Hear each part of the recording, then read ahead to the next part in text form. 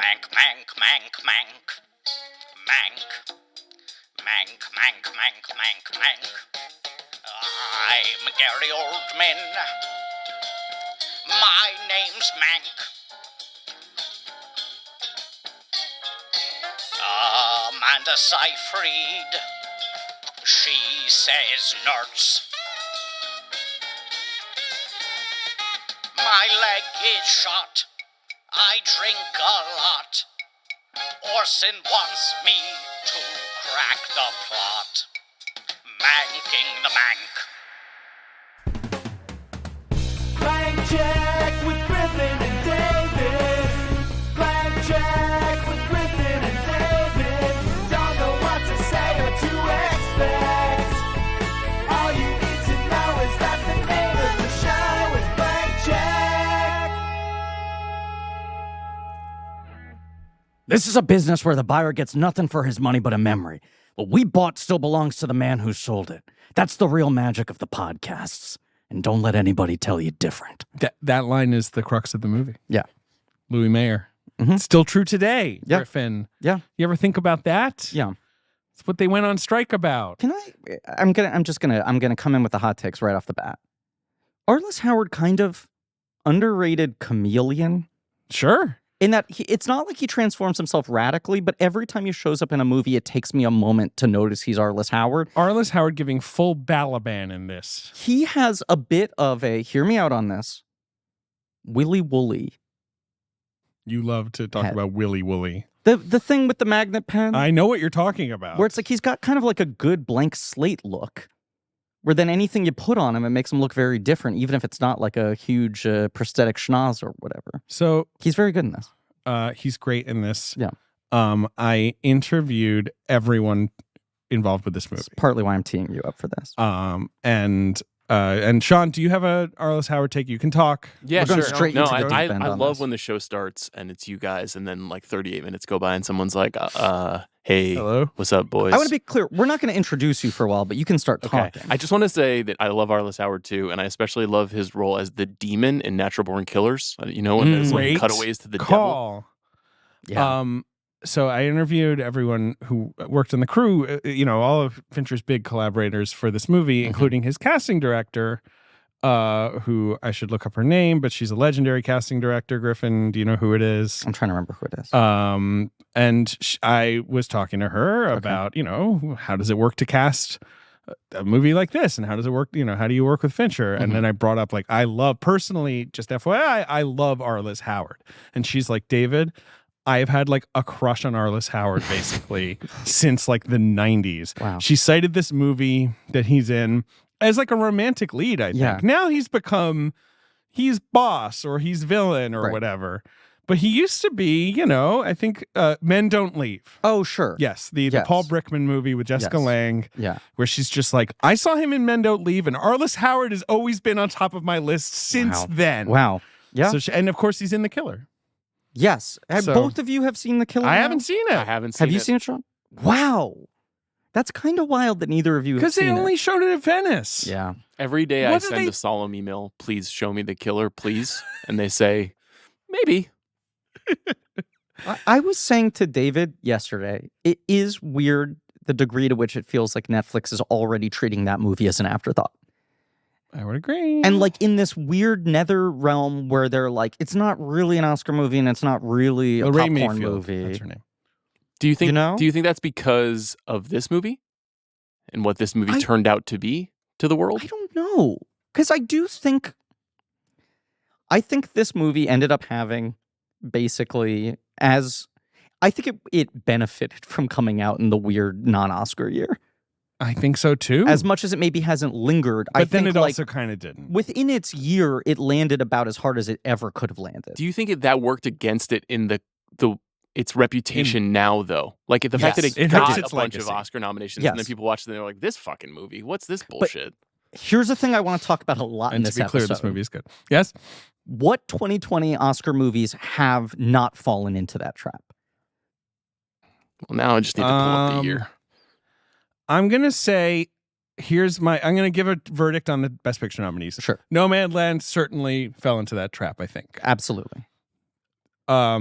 Mank, Judas and the Black Messiah, Yeah. Promising Young Woman, and the king of this category, Trial of the Chicago 7. Yes. I think The Father and Sound of Metal are doing fine. I think those are both regarded as like well-acted dramas that were like, stayed in their lanes. The Father's hurt by him making The Son, but that's not hurt by the pandemic. But The Father also kind of benefits from the fact that no one had seen it when it won the Oscars. Right. It doesn't really come out until 2021 when things are starting to reopen a bit. Right. What were you going to say, Sean? Well, The Father Who still hasn't been two things. introduced. One, I'm alone on I Hate the Father Island. I really don't like that movie at all. And I felt like when The Son came out, I was like, you see, this is what this man does.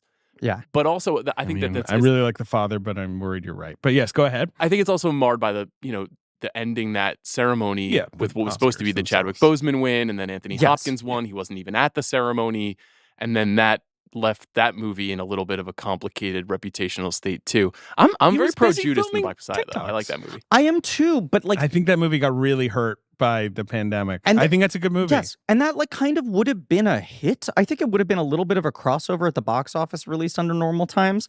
It is weird that I feel like most people forget or don't know that Daniel Kaluuya, someone that's basically accepted by everyone as one of the most exciting young stars, is an Oscar winner. Yeah. Right. It's the LeBron asterisk, championship as well. It's the same thing. So this is It's my the pandemic Oscars. This forever. is my. I was thinking on this in the way that in February 2021, it felt like such an embarrassing boondoggle to restructure the show around what seemed like the Chadwick win catharsis, and then it ends up being this Anthony Hopkins twist. If the Oscar had gone to Chadwick, I think people also would kind of forget that had happened. Maybe. It would have been emotional in the moment, Yeah. and I think it would have kind of been lost to the sands of time.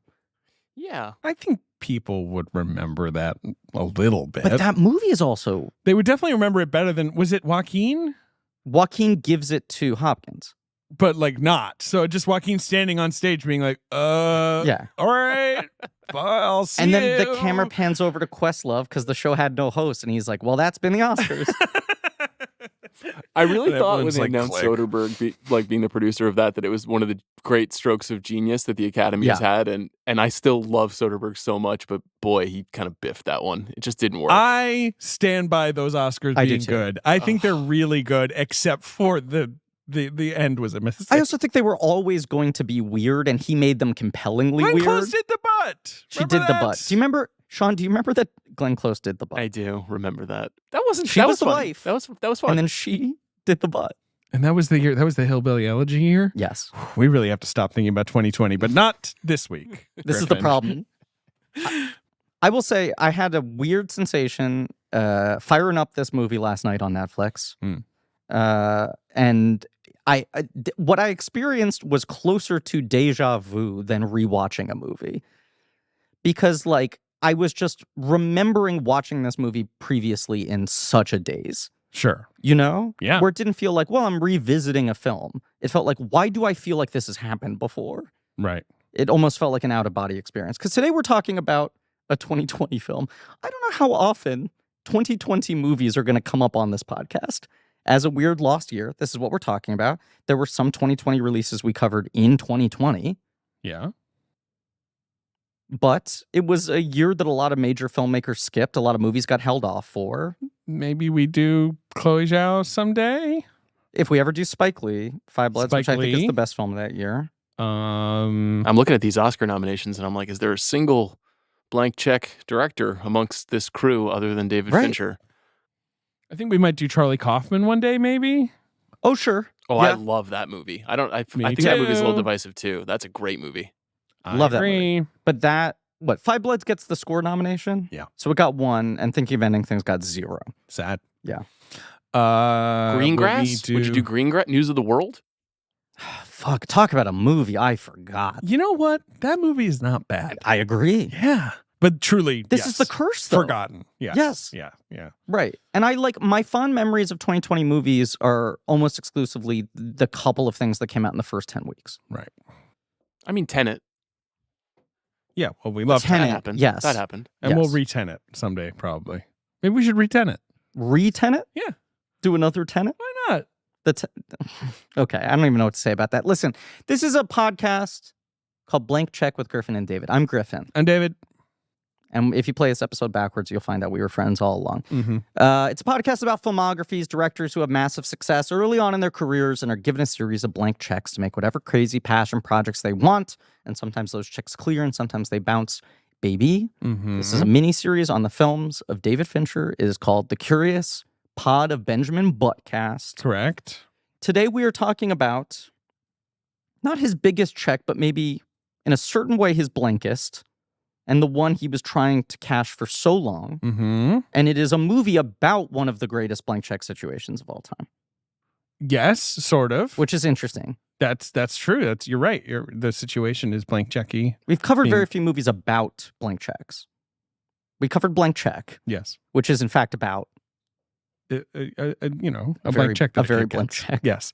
No, you're right. You're right. It's about Citizen Kane, which was a blank check. Yeah. It was. RKO wrote him a blank check. And not only that, but people were like, this is unprecedented. What do you mean you're giving him complete creative control? Right.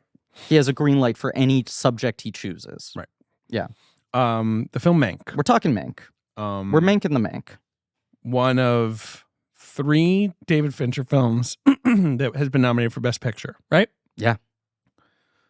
And his legacy is that 2 of his 3 Best Picture nominees, people tend to put at the bottom of the list. Right. Right? Right. Sean, would you agree? Not saying you agree personally. Is that a Benjamin Button question? Yeah, Button. Yeah. We like Button. We Just so like you know, Button. we're very pro. We did a very pro Button episode. I haven't heard it yet. I look forward to hearing it. I'm still not really sold on Button. It's a weird movie. When's the last time you buttoned up, Sean? I've been unbuttoned for a minute. It's been a long time. Was it 7 years? But it feels a lot longer. You did like Long Island Medium there. I did bad. That was like Linda Richmond. Do it. Go on, Griff. 7, but it feels a lot longer. There you go. He's more like a bayou creature from Princess and the Frog. That's what he sounds like.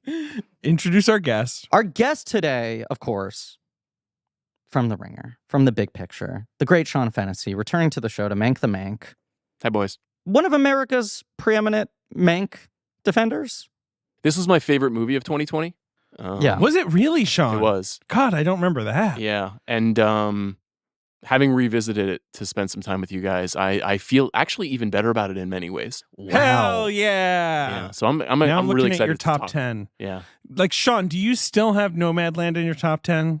I do, and I really believe in it, but where was Nomadland? That movie suffered for me slightly on rewatch. I do like that movie. It did for me too. I have it at 5, but I would have redo. Yeah, I would redo this list if I could, honestly. But I mean, that's always true. I got a lot of personal stuff in Nomadland. Sometimes you get a movie and you're like, you know what? There's a lot of personal stuff that I associate with that movie that it's going to stay where it's going to stay in my mind's eye. That's my thing. I think I really felt. Damn, Sean, you watch a lot of shit. Jesus Christ. And I'm a professional film critic. What are you looking at? What the hell is some of this stuff? Oh, that I saw. Well, that year? I mean, that year you could watch everything. It's a tough year. What else was I doing? It's a tough year. This was also the last time I didn't have a kid. So that's the other thing. Yeah. And also, we were kind of inside a lot. Yeah, we were. Yes. We were all Bo Burnhaming out of control that year. Sean, you did on Big Picture, you took like a little summer break and your feed was taken over with Do We Get to Win This Time? And there was the episode where you came back and you and Amanda were like doing a roundup on things you had seen while the show was on hiatus. And I was like, oh, they'll cover like 5 movies. And you listed like 15 new releases you had seen. Yeah. You're supposed to be taking a vacation. I have was a disease. astonishing. I have a disease. You're putting up real numbers. But if you guys are mocking me about that, then I actually feel bad. I'm not impressed. mocking you. I and see some dog shit. I saw plenty of bad and stupid movies. And look, it looks like I watched 108 movies in 2020, new releases in 2020. So yeah, I'm the same as you. I watched, there you I go. think, 450 episodes of The Simpsons in 2020. You sure did. And tried to avoid movies because they depressed me. What were you going to say, Sean? No, I just I don't watch as many movies as I did at this time. That being said, like I don't do drugs, I do movies. You know what I mean? Like I don't have addictions. Speaking my except for language. This is my thing. So I feel good about it. I don't have any regrets. I saw X at 10 o'clock in the morning yesterday. I felt good about that. Yeah. Cool. Sean, saw X. Good. Yeah, I was not expecting the Jigsaw empathy game, but we got there. We got The there. ultimate trap. They dared give Jigsaw a cute kid sidekick. 10 movies in. Fuck. He has a Mexican 10-year-old soccer playing sidekick in that movie who he literally just kind of like gives a high five after subjecting, people to traps and death and all that. The final shot is hilarious. It's like a Malik movie. They're like walk out into the final grain. shot is hysterical. Does he let the kid ride the tricycle? He should. He only brings out the tricycle halfway through because the whole thing with Saw X is he's there the whole time. Right. And when the he tricycle is sort of his usually his middleman. It's his stand-in, proxy. Right. So when he wheels out the tricycle, you're like, wow, they just didn't realize, they didn't know how to do this. Yeah. So they just have him wheel it out at some point. It's not integrated into the plot. They should have Jigsaw ride a huge tricycle. That'd be good. Yeah, himself. Put the makeup on. Little suit. Yeah. Yeah, Saw X good. I've seen Saw X twice, Sean. I saw that, David. What the hell? What do you think of that? Was that necessary?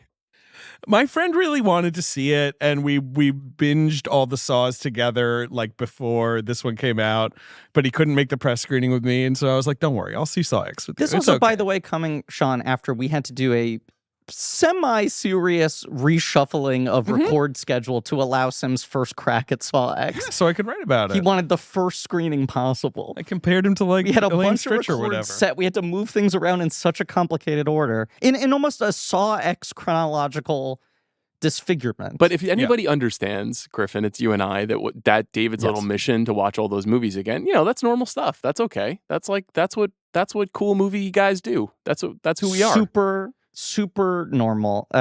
People were like, that's so weird. They're going to do Saw on Patreon. That's so many films. I'm like, you don't think that David just does shit like this? Saw is good. We'll never do it on Patreon. Too many. Us watching those in this room, we would actually go insane. We'd lose our mind. Our studio, look, the Czech Republic, our offices, they serve our needs very well, but you spend too much time and they really do feel like a Saw trap. The walls start to close. The walls start to close. All right, Sean. So you loved Mank in 2020. I did. You've rewatched it for this podcast. I did. Had you rewatched it in between then and now? I watched it 4 times in the Oscar season of 2020 to 2021 because I felt a little bit like I was going insane, where all of my people, honestly, except for you, David, were like, this isn't good. And I didn't understand that. And I felt like in many ways it was kind of a summation of the Fincher project, not necessarily from a genre perspective, but like how he sees the world. Yes. And I got to the end of that fourth viewing and I was like, I really get this. It's imperfect and there are things about it that I don't think work, and you can talk about those things. But revisiting it, and especially like hearing some of his comments about the world in the last couple years, I really feel like this is a guy who feels stuck between 2 ideologies, the way that Mank feels stuck between 2 ways of seeing the world in the movie. And so it feels like a very realistic summation of his dad's influence on him and him as an artist. Yeah, let's say another thing that I think has to be like talked about. I think the thing that gives this movie a certain weight that it didn't have 3 years ago, or a different weight. Go ahead. Fincher is like one of the people partially responsible as like an architect of Netflix's dominance. Sure. Mm-hmm. He really let Whether them... or not he knew what he was doing. No. Yeah, making House of Cards. Yeah. But he set a precedent and a template. He lent them cachet. He got Frank. He was like the first guy to cash out on the, you'll make a lot more money if you sell to Netflix. Right. Than if you did it at a quote unquote normal place. And your name is everything that they desire. Right. They need to point to, we work with serious artists to lure in more people. Right. And it's true. And when that was announced, the response was, what do you mean Netflix is buying a show? Yeah. Well, you're right. Yeah. That's why I do think it's amazing he made this a movie about art and commerce in Hollywood for Netflix, of course. Yes. We can talk about that. At the point when the studios are like, I don't know if we fund your movies anymore. Those fuckers. When I saw this in 2020, I felt like you, Sean. I watched it multiple times because I was doing a big story on it, but I was like, I love this. Was so afraid to rewatch.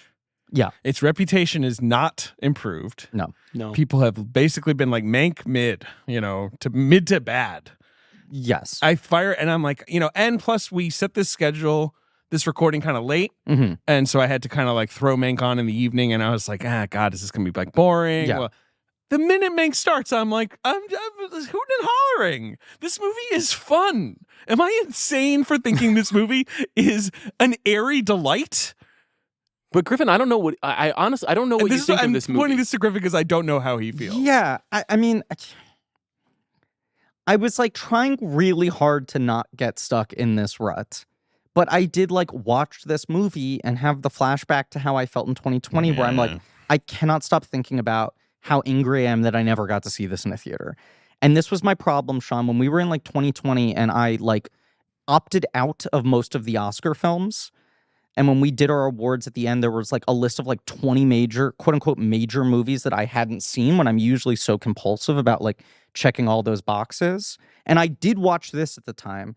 But so many of them, I was like, watching the thing I would have wanted to see in theaters depresses me more than if I'm just watching things that I maybe would have otherwise waited to see on an airplane, which then started to get prioritized for me in 2020 streaming. And I watched this movie in a better mental state than when I saw it in like November, December of 2020. But I just kept on getting hit by like, I don't feel like I had a proper first watch of this movie and I was struggling to engage with it fresh. I've been told it would have been amazing in a theater.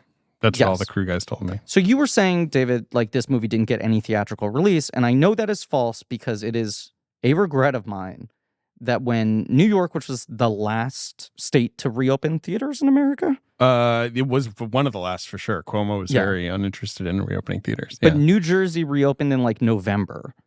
We, of course, ended up going to the Curaçao Theater to see Tenet. But there was a point where the studios weren't feeding any new movies in. And there was a theater in New Jersey that was only playing like the 6 Netflix Oscars. So it was Ma Rainey. It was this. Right. And I was just like, fuck, do I like get a $60 Uber to go to New Jersey to see Mank by myself? And I chickened out on it. And I wish I had. Sean, I'm assuming you did not see this movie in a theater either. I didn't. I'm trying to think of at that time. I saw they just put it on my Netflix. I saw Trial of the Chicago 7 at a drive-in. And Netflix did do a couple of things like that out here. I saw Nomadland at a drive-in as well. That was sponsored by the Telluride Film Festival, that was supposed to be the big film at Telluride that year. And so they did a drive-in thing at the Rose Bowl, which was cool. But they didn't do it for Mank, so that's a bummer. Yeah. Not to foreground the pandemic of it all. Like, I like this movie. I feel like I'm sort of dead in the middle between you guys and the people who totally dismiss it. Yeah. And I wish I was like totally Mank-pilled. Mank.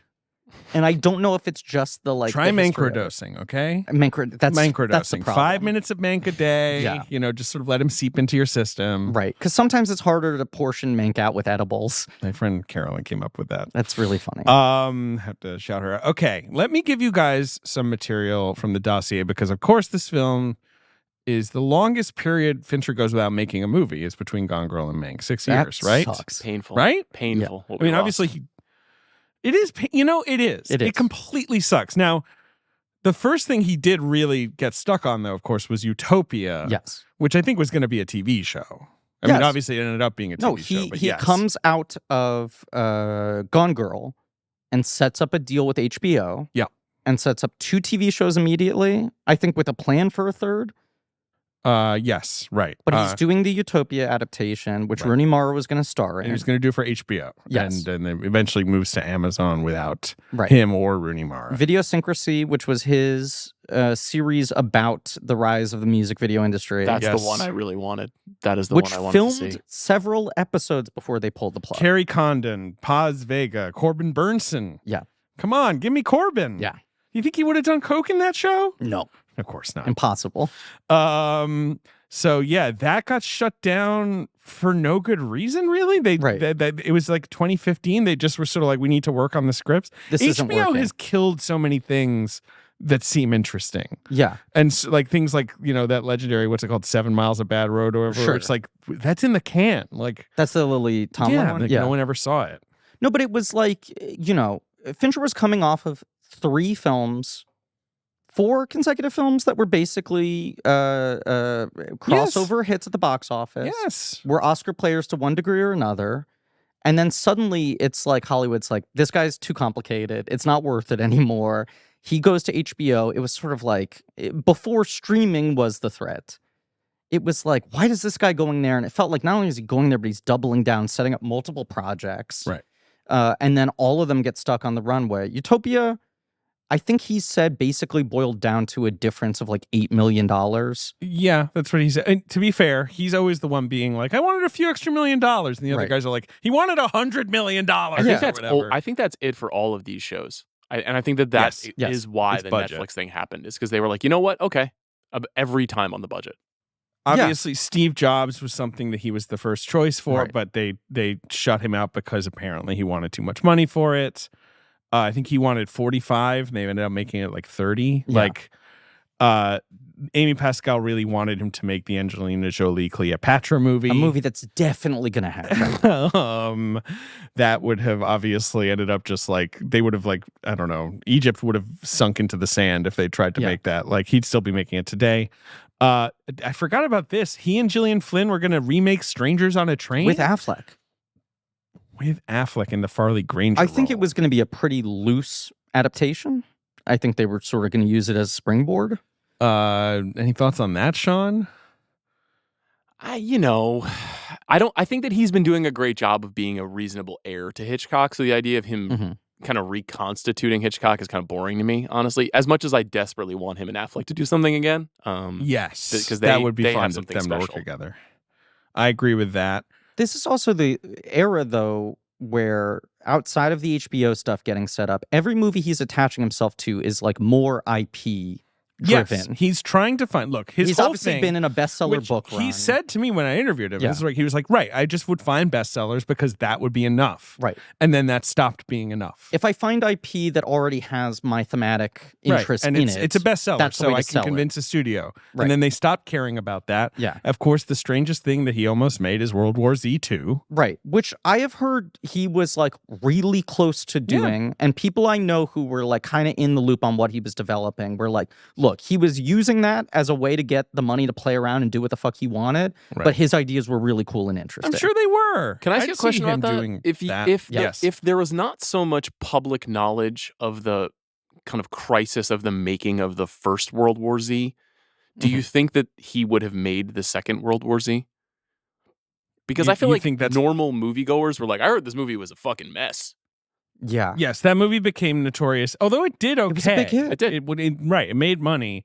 I do think even normal people were like, I heard this was sort of a calamity production. Yeah, but I think it was that weird thing where you're like, the movie ended up doing well. I guess people kind of liked it. There's not a burning desire, but also like, why not just make another Brad Pitt zombie movie if everyone's down? You can kind of sell that like it's its own thing. I just think World War Z 2 is a terrible title. It is. They would have had to think of something else. Right. Obviously, the things he does make are Mindhunter. Which cements his relationship with Netflix, and that thing Love, Death, and Robots, which I'm going to be honest, I've never seen. No, and I know people love. It's okay. I don't know if I've watched it. Yeah, do you think it's okay? Yeah. I mean, that sort of is him finding a way to do what he always wanted to do with heavy metal, which he kept on trying to get off the ground as an omnibus sort of platform for people like Tim Miller and a lot of his proteges. And then, the other two projects that like he kept on trying to go back to were Rendezvous with Rama, which is the Arthur C. Clarke book. Yes, now Denis Villeneuve is obsessed with making that. Yes. But that Morgan Freeman had the rights to and was always trying to get Fincher on to do. And they always were like, look, it's an expensive movie that doesn't sell toys and it's not for kids. It's very adult sci-fi. It's hard to sell. Right. But anytime he had a hit, he'd like kind of push it again and people would say no. Right. And then the other one was him trying to do the Disney 20,000 Leagues Under the Sea. Right. 2,000 Leagues would be terrible. Boring. Barely get under the sea. That's the prequel. That's if you're really slicing the salami very thin. But that was Stephen Knight supposed to write that for him? I don't fucking know. It's not even in here. His thing, but it was because that was like a 15-year over development. decades, right? He was trying to do it with Brad Pitt, and I think Brad Pitt passed, and Disney was like, we'll only greenlight it if you get Brad Pitt or someone of his level. Yeah. And his thing was, he was like, I was obsessed with Empire Strikes Back. I wanted to see if there was a way to make a blockbuster that's that dark. Right. And I think they would only greenlight it if he got Cruise or Pitt or Clooney. I'd always thought about trying to do an what if episode of The Big Picture, like an unmade movies for all the great directors. But then you guys just showed me that that's not a good idea because it's just like, well, it didn't happen. Like, what can you even say? The problem is it didn't Would have been happen. cool, Is but always the answer, right? I guess you could like fantasy cast some of them, but obviously some of them had people attached. Will Smith was attached to that at one point, apparently. Sure. That's like a caliber the of level star, of- you know, and a right. Columbia guy, obviously. Yeah. I feel like in this All right. era of like Dune and The Creator and all these other movies, though, isn't it time for him to do a $200 million adult Absolutely. sci-fi movie? Like, Let him fucking do it. he's But got to I make do one think- of these. He's not Gareth Edwards. It will cost $200 million. Right. But it'll be good. Yes. So let him do it. Yeah. I would love for him to not make a Netflix movie. I'm Yes. sorry. Like, I like Mank and I'm excited for The Killer, but I would love for him to make a studio film again. I think that would be nice. Really badly. Okay. We all know David Fincher. Yes. Did you know he has a father? Jack Fincher. I thought it was Anthony Hopkins. That's the only father I've heard of. So Jack Fincher, a journalist, worked for Life magazine for many years, was obsessed with Citizen Kane in the way that many people are, I guess. Showed his son a 16mm version of it in film appreciation class when he was 12 years old, I guess. And, I think Fincher's a big influence. Jack is a big influence on David. Exposing him to stuff. Showing him big movies when they're teenagers, Sean, I saw that you recently logged a rewatch of Citizen Kane on Letterboxd. Have you guys seen Citizen Kane? Oh my God. Pretty good. Here's the thing with that movie. I think the last time I rewatched it was probably in preparation for Mank, the first time. I rewatched it this week. Cool. I think it is incredibly well made. Yeah, it's good. But the filmmaking in it is really strong. Oh boy. So What were your Kane thoughts on this rewatch, Sean? It's on the short list of movies I've seen like well over 20 times. I've seen a lot. It's to David's point about Mank, I'm like, this thing moves, man. Like this thing It's so fun. it's on rails. Like it's just really exciting and funny and looks amazing, obviously. And it's 80 years old. And as you guys know, there are not a lot of movies that are 80 years old that have that pace. So I was into it. I think there are. I think 40s movies are fun. But that one particularly still feels entirely modern in a way that is astonishing. It's And very like modern. you can rewatch it every couple of years and be like, it's still kind of ahead of the curve. It's the one movie like that where people who are like, yeah, I know I should watch that homework. And I'm like, you're going to have fun you'll enjoy watching yourself. So apparently Jack reads Pauline Kael's infamous Raising Kane essay, which is the essay that sort of starts the debate on who deserves the most credit for Citizen Kane's screenplay. It's a very slanted and factually inaccurate, I would say, is sort of the take these days, right? Take on Herman Mankiewicz being sort of like the primary author of Citizen Kane's screenplay. Yes. Right? Like now I feel like everyone agrees that Kael's maybe a little too slanted towards Mank. Right? Yeah. Okay, here's my question yes. about that. Why? Like why what is the origin of the axe grinding in Raising Kane? Like what why did Where did this come from? Kael want to take down Wells? Yeah, Kael and whatever John Houseman's influence is, and like ultimately, why does Wells become the target? Because it's very related to what this movie is and how people receive this movie. And it's a little bit of a mystery to me why she was like, you know what, we got to take Wells down a notch. It's a book length essay. Have either of you read Raising Kane? Yes, I have. I read it for this 50,000 film. words. I read it, I think, back when I was prepping to interview Fincher. I had maybe read excerpts of it before then. And she was a huge, Kael is not the non-auteurist in a way. Like, if Andrew Sarris is the king of the auteur critics, tourist critics, she's the other opposite. And she's, I think coming at this as like screenwriters are like the most abused class in Hollywood, like especially back in the 30s or 40s where people barely even got credit for their work, right? Most of Mankiewicz's most famous screenplays he's not even credited for in the 30s and 40s because it was just like, come on, do a polish, you know. And she meets with John Houseman, that's his name, right? Yes. Yep. In the 60s, and he is very much like, no one ever gives Mank credit. Like, he's the one who fucking pumped out 300 pages, and then Wells rewrote it, sure, but like, it all came from Mank. Well, the personal ties that Mank has to the material is obviously the thing that makes it kind of alluring to be like, well, this makes more sense coming out of him. It's dramatically fascinating. Right. Yes, obviously. And but is part of it sort of the, I don't know, like I'm interested in what you're getting at, Sean, which is like, I love Orson Welles' filmography, right? Mm-hmm. There is this narrative of like he was the boy wonder and they gave him the blank check and then he kind of never got it again. And none of his movies ever really connected in the same way in their moment. All they that took shit. Ambersons away from him, all that stuff. And I think he made several masterpieces. Yes. But also there's no other movie he made that is like Citizen Kane. There is a unique like voice to it that is clearly the influence of like collaboration.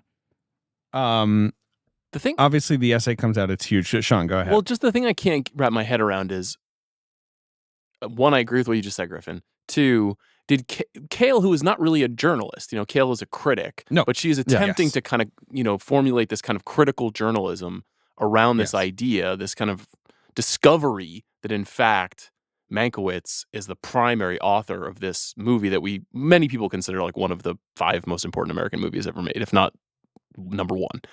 Yeah. And she's like, I'm a journalist. I got the real story because I talked to the producer of the movie. And she presents this in a way that it's like a finding, but this is definitive, right? Yeah, there's no forensic analysis really here. It's just like, I heard a story once and I'm the film critic of my time, so I'm just going to argue it. But what motivated her other than just having a lunch and being influenced by someone? I'm kind of fascinated by that. The other main voice that we should, UCLA professor Howard Suber, who had done a lot of research on Kane and is relating a lot of stuff to her. Sure. But yes, I think it's mostly like her fervent defense. She has long said, I mean, she's dead now. I hate to break this to you guys, but she's not Pauline still Kael saying this. She's not saying and to anything. be clear, like Pauline Kael is kind of like a total G who rules. And you'll read her like, ripping fucking Raiders of a Lost Ark like a new asshole. And you'll be like, she's wrong, but like, I'm loving reading It's the prime example of a thing I think more people could benefit from keeping in their mind, which is like, you don't need to agree with someone to find value in what they're saying. And like, look, especially in the world of film discourse. I am a New York critic, and at this point, even like the famous Paulettes, like David Edelstein or Owen Gleiberman or whoever, like her acolytes are quite old. Paulette from NCIS. Go on. But you still kind of feel her influence. Yeah. And which is crazy. Yeah. And I kind of long a lot of shit posters just trying to be. Yeah, it's true. Pauline. They wish they were Pauline. And like, you kind of long for those days you hear about in the 60s and, where they're having parties and, being intellectuals and getting shit-faced and like whatever they were up to. Throwing verbal haymakers at each other. Right. like throwing drinks at each other or whatever they were doing. So here's another thing, though. But she calls him. Yeah. Kael calls him basically Mankiewicz, like a person who wrote about 40 of the best films of the 20s and 30s, a key linking figure in the kinds of movies I love. The linking figure thing is the interesting thing, and also because so much of his like work is hard to fully trace back to him, you can kind of make this argument of like, was he just to some degree touching everything that was getting made, either directly or indirectly, right? Especially with like the cabal of other literary guys he was recruiting into Hollywood and sort of like building in his model. Raising Kane, to be clear, is not, if not entirely discredited, essentially seen as not rigorous enough for its like how definitive it is. Peter Bogdanovich famously wrote a big rebuttal essay. Yeah. Jonathan Rosenbaum later alleged that Orson Welles wrote that whole essay and published it under Bogdanovich's name. But in which he contested a lot of this stuff. The ultimate fact is, in my opinion, Mank is basically giving you what we know, which is Mankiewicz definitely holed up in a house, wrote a gigantic screenplay called American that was a zillion pages long. Yes. Having been commissioned to do so by Orson Welles. Right. Wells then takes it and starts working on it. And it almost an act of self-sabotage. Yes, like, where he's like, I'm going to fucking lay it all out there and I'm going to make fun of my pal, George, William Randolph Hearst. Write a script that's basically unfilmable. That's basically declaring war against the most powerful people in the media. He gives it to Wells. Wells is like, great, I have a blank check. I'm now going to start working on, I'll tinker with this. Yeah. And as he's doing that, Mankiewicz is like, I actually want credit. I never have done this before. Yeah. I've worked on a million things, but I do want credit for this one. And he gets it and he wins an Oscar. Yeah. And he's credited with Wells. But Wells definitely also worked on the script of Citizen Kane. Yeah. He didn't just like put it in his pocket and go like, now I'll film it and take all the credit. Ha ha ha ha. Right. One day I'll voice a planet in a Transformers movie. Yes. His best performance. I think I'm curious if there's another thing. Obviously, there's like the Kael anti-auteurist, right? Like this is a hill for her to die on in order to make a larger point. Right. Which is like, we shouldn't buy into the idea that the director is the author of every movie. So why not use this as an example? I also think there's... Andrew Sarris writing about Citizen Kane also basically invents Right. auteur theory or helps in the 50s. Like he's the one who, quote unquote, rediscovers Citizen Kane. Is there something to this being like a film world analog to the Shakespeare conspiracy theories thing where it's just like, we just don't want to accept, like this That guy one was guy so was this young. amazing. This Right. was his first movie. Right. Right. Right, not even like, well, actually, Orson Welles was like a fucking con artist and a fake and had no substance. But just the idea of like, we can't believe he was just kind of like touched by God and made this perfect object. Right. Yeah. There's something humbling of like the idea of like, well, he had a drunk in a bed typing shit out. Sean, what do you think? Well, it's important to look at it in this context and in the context of what you were describing, Griffin, about his other movies, which are all kind of masterpieces, but almost all of them, especially in that middle period where he's a little bit on the outskirts of Hollywood, are adaptations. They're adaptations Macbeth of novels, and The they're adaptations Trial, of Shakespeare. right. They're, Stuff you know, like he was that. going to do Heart of Darkness instead of Kane. And, you know, so in a way, this is him adapting an experience that Herman Mankiewicz had. Like Mank being inside the Hearst Inner Circle and then iterating on that story as a story about power, influence, media, vanity, whatever Kane is about, all these other things. It's just him adapting his version of Shakespeare. So, like, both things can be true. I think you're right. That's why Kael is arguing the case, because she's like, we need to demythologize auteurist theory, that this is a thing that is overstated. But she goes too far, and then that leads to a lot of controversy. To me, I would be like, I would encourage people to read The Making of Citizen Kane by Robert Carringer. That's the book that is like the definitive text that debunks Kael's book and also gives you all the info that you need around how that movie was made. Battle Over Citizen Kane is also the excellent documentary that then was remade. Schreiber I played rewatched him. both of those for this. You did? I did a lot of fucking prep this week. RKO 281? Yes. How is that movie? I haven't seen it. It's, you know, It is 20 years. Look, it is very watchable. It is really funny to watch as a chaser for this movie because they present Mank as like such a cock. A pain in the ass, right? Yeah, but who also plays Mank in that? Malkovich. Oh, wow. Sure. Yeah, And I mean, I he- could see it. He's just playing like ineffectual Malkovich, where he's like, Orson, come on, we shouldn't write this movie. And Orson's just like, shut up and drink more. Right. And it's Liev who's just kind of doing Liev, just being a different, intense, handsome guy with a deep voice. Right. There's two ways to play Orson Welles. That's one. The other one is what you're doing here, where it's like Pinky and the Brain voice on a guy who looks like Orson Welles. Which Yeah. I think Liev Schreiber is pretty solid in RKO 281, but Orson Welles is so distinctive that if you're not doing him, it's actually distracting. It's more distracting than trying to do him and missing it. I think it's also just fun to do him. Yeah. Like, what's more fun than doing an Orson Welles impression? Liev Schreiber should now do a movie about the wine commercial. What were you going to say, Who does Sean? the best Orson, do you think? Well, I mean, to me, like Vincent D'Onofrio in Ed Wood with Pinky and the Brain That's the voice is the best Orson Welles. I do like the performance in that fucking Linklater movie. Yeah, that's what I was going to say. That Christian movie McKay is pretty good. Mackay. Yeah, it's really good. That movie is kind of whatever, but Yeah. he is great. And But he's playing young Wells, so he can kind of get away with not being totally, you know, the movie guy yet, right? You know, I think Burke's Wells is very good. he's good. I think he's really good. But the movie isn't that interested in him in a way where he gets to cook in the way that other guys playing Wells. Wow, Schreiber lost to Lemon for Tuesdays with Maury. Wow. He got his ass kicked by Maury. Wow.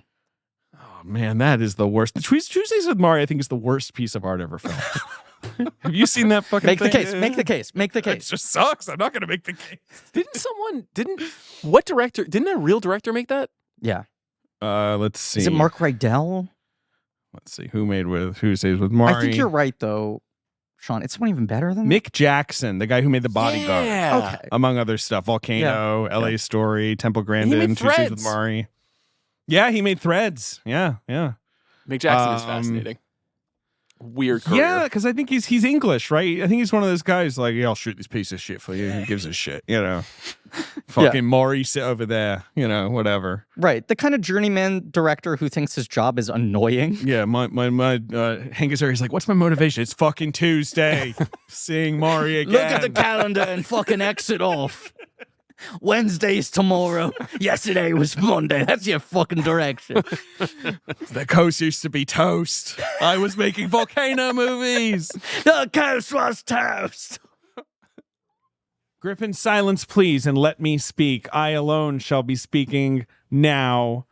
I, David Sims, because I have something to ask of everyone listening today, which is, have you ever been on the hunt for a new doctor? And you literally ask everybody you know for their reco. You know, a doctor who gets you, listens to you, makes you feel super comfortable. And finally, after weeks of searching, you find the one. Maybe they're close by, right? You call the office, you have an appointment available, okay. But then they tell you they don't take your insurance. Listen, this has happened to me. I'm sure it's happened to a lot of you. You got to wipe your tears away. You got to put away the ice cream. That's what the copy says. You got to put your ice cream away. Head over to ZocDoc. Find and book the doctor who's right for you and takes your insurance, okay? Because ZocDoc is a free app where you can find amazing doctors and book appointments online. We're talking about booking appointments with thousands of top-rated patient-reviewed doctors and specialists. You can filter specifically for ones who take your insurance, are located near you, and treat almost any condition you're searching for. They've got verified reviews from actual real patients, not bots.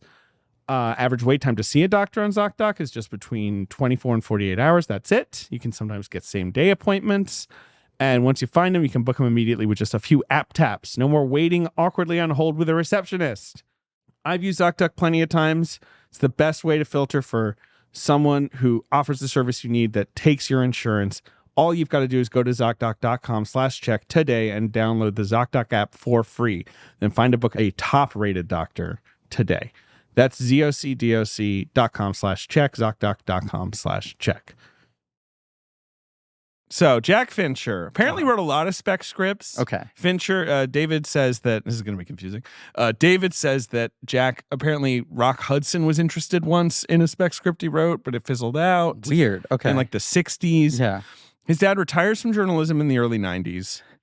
And he, you know, was doing like, you know, he'd written, I think, a novel that he'd never published or whatever. Okay. And he says to David, like, I'm thinking of writing a script. Like, what would you be interested by? Like, what's a story? And Fincher, David, is like, I've always been fascinated by the friction between Mank and Wells. Okay. No one's ever told that story. And so that's Jack's why like, Fincher was so hung up on this script and not trying to make any of his dad's other unmade screenplays. Right. I mean, it would be funny if his dad wrote a screenplay about, like, you know, a brain that takes over Los Angeles, like some like completely goofy shit. Yeah. I don't know. He's like, Brad, please make my dad's brain script. And David says the script that Jack presents to him is limited in scope. It's about a great writer who's obliterated from memory by a showboating megalomaniac. Like, David is very upfront that, like, Jack's script is way less is way more pro Mank. Yeah. Like, it's Eric Roth who really wrote this movie. No offense to Jack Fincher, R.I.P., who died 20 years ago. And he came in and put a lot more nuance into it, I think. But it's like an anti-Mank situation. What do you mean it's an anti-Mank? Well, it's sort of like the opposite of what this movie is depicting. Oh, sure. This movie is arguing, like, here's the guy who built the foundation of the script, and then someone else kind of came in and took a lot of the credit for it. Right. And this is Fincher being like, Eric Roth, do me a solid. I'm not going to give you the screenplay credit. Right. Well, I'm sure Eric Roth was gentlemanly and was like, I would never take your I'll give you, like, a producer credit. He gets a credit producing or whatever. credit. He gets an EP credit. I'm sure he got taken care of. Right, but it's like, it's the opposite of this movie, which is not only do I want this made, I want the credit and I want to go down in history. Every 5 minutes in Eric Roth's life, a man appears with a bag filled with Gump money and just hands it over. Like, here's your newest delivery of Gump money. That's the story too on Killers of the Flower Moon. It's like Scorsese had him come in, he writes this script, it's a very strict adaptation of the book, and then Scorsese's like, you know what, this isn't a good idea, we're going to reframe this completely, and Scorsese rewrites it. Tearing almost all of this out. Yeah. Rip it up. Do you think Eric Roth gets a commission on every shrimp? Every Bubba Gump shrimp? Yeah. He should. On every individual shrimp sold? That's my question. Or do you think he doesn't want to be acknowledged as the creator of Bubba Gump specifically? Okay. It says on the menu, written by Eric Roth. Right. So Fincher says, I had just finished making Alien 3. I'm handed this script that my dad wrote about all-powerful directors ruining storytelling. And Fincher's like, yeah, that's not something I've experienced. So he kind of like puts the script down. You know, when this movie came out, we can mention that, like, you know, like, Fincher gave this one interview early on, and then everyone got mad at him. And Sean, do you remember the details of this? Because, like, I feel like he came off in one interview as being too pro-Mank and anti-Wells. Okay. Right? Yes. Sean, am I Early mixing on in this the up? cycle, you mean? Yes. Yeah. And then a lot of film nerds yelled at him. And he was like, I'm not so simple-minded about this, I promise. Like... because I remember when I interviewed him, he just stayed on the phone and he was like, I need to relitigate a bunch of shit I said in the Vulture interview. Interesting. Or something like that. I want to say it was New York Mag. I feel like it was. Yes, I think it was New York Magazine, yeah. But you know, Fincher eventually, as he's revisiting this idea, he's like, I'm really interested by this character who's like a pinball who gets bounced around Hollywood, right? You know, he's connected to a bunch of stuff. He thinks it's beneath him. And then there's this one crazy moment where he actually gets to do his best work because, you know, Orson Welles has this blank check. Yeah. And, you know, it's like the crucial dramatic idea in this movie, I think, is why does he finally go like, actually, I want credit. Please once. Can I get the credit? Now, maybe I'm about to be corrected on this. Okay. Because Lord knows Reddit's wrong about a lot of things. Great. But I feel like I saw someone on our subreddit, A Hive of Scum and Villainy, say that Fincher is the first director we've covered who does not have a single writing credit on one of his movies. I mean, I'm not sure. I'd have to think. We'd have to go through and relitigate everything, which but yeah, I don't he want to do certainly right never now. has a writing credit on his films. Right. Even though I think he, you know. And even though we've covered a lot of directors who are not primarily writers or write a lot of their things, and Fincher's obviously very hands-on in developing his scripts and commissioning scripts. She did, right? I think she gets at least story by credit on a few of them. Yeah. Yeah, I mean, largely you're right. We do cover... Well, Burton never really... But he gets story He gets a story on credit a couple Scissorhands and times. Nightmare. Yeah. Right. And Fincher could probably... Bigelow wrote a lot of movies. Fincher, if he wanted to, probably could have fought for story credit on a lot of his films because he's so often commissioning scripts or developing them very hands-on, but he never fights for them. That's an interesting thing to consider in this movie for a guy who is seen as such an auteur. That's really revelatory about the show you guys are making too. That you're so drawn to those kinds of artists. I mean, I'll be honest, I don't think I had realized that was particularly the case. And I know that in a case of like I didn't either. Andrew Kevin Walker, for example, I'm sure that Fincher is co-writing some of that stuff that they've done together. Yeah. Yes. But that's a big reason why I have such an obsession with Fincher personally is he's the ultimate studio hand and he's the ultimate auteur at the same time. He's for-hire genius, and I love those for-hire guys from the 70s so much, and from the 40s too. Like, I just think that that's a really applying your artistry on something that is like forced on you is a fascinating idea to me. And maybe that says a little bit about me too. Well, there's something very telling about the fact that in this period of time, he's like, yeah, I'll fucking make World War Z 2. Right. Yeah, sure. I bet you I'll make a good movie This isn't beneath me. This isn't me trying to dig myself out of movie jail. If you want to give me $200 million to make a zombie movie, I don't care what it takes to get that green light. And like, he's never made films apart from maybe this and Button where they have a prestige sheen to them. Yeah. Like, that's why when people were like, I can't believe he'd make World War Z 2. I'm like, dude, he mostly makes... Most of his movies are commercially genre minded. films. Yeah. Yes. Like, you know, usually the genre is like crime or, you know, whatever. But still, like, he is not the guy where it's like, okay, 1 year from now, Oscar predictions. Well, the Fincher movie for sure. Like, people are never like that about a new Fincher movie. Except maybe... He got into the run where... Yeah. This movie has a prestigious sheen, but... Isn't it really at its heart not very prestigious? Like, go on. Well, I mean, it's about like a with you. drunk who picks fights, you know? Like, it's not, sure, it's about Hollywood and politics and these things, but, you know, it's kind of a scummy little story about a guy stuck in a bed writing while trying to get Seconal in his body. It's also not a magic of the movies movie that tends to go over well with the Academy. Like, I think this would have been an absolute footnote in any other Oscar season. Almost it would have been seen as a bigger disappointment. I agree. And the only question to me is if someone else had released it. Yeah. So if this wasn't on Netflix. If it was a Fox Searchlight. Maybe then it has a little more heft because people are. But yes, no, I do think the only reason this is such a big Oscar hit is the year it came out. Not to say that I don't like Mank. I love Mank. You love Mank. I love the man and I love the movie. David Fincher, just to wrap on this, original script that his dad gives him, the script does also have a lot of this Upton Sinclair stuff. And Fincher's like, who cares? In the 90s, he's like, who gives a shit if there was like this, gubernatorial, fighting going on. And then like years later, he's like, this stuff feels very relevant now. Like all the fake news stuff, all the like Hollywood is tipping the scales. Let's also say Netflix had said to him, you get an automatic green light on any picture you can work Bill Nye into in a primary role. So once he realized I have a great opening for Nye here, that's such good casting. Very true. It's so exciting when he shows up. Yeah. Okay. Eric Roth does a bunch of rewrites of it. After he makes Seven, Fincher tries to make this movie. He says it was just seen as too expensive at the time. Hold your horses. He really wanted to make it in black and white, and people in the 90s are not interested in that. Like Ed Wood has just bombed basically around this same time. He had Kevin Spacey and Jodie Foster lined up for the lead roles in 1998. Polygram were maybe going to do it, and they got cold feet mostly because of the fucking black and white. Yeah. Because they were like, then we can't sell the rights internationally. Then we can't, video is dead, right? That was how they felt. And then Jack Fincher dies in 2003 of pancreatic cancer. And the movie's on the shelf. And I think Fincher probably is like, well, that probably never gets made.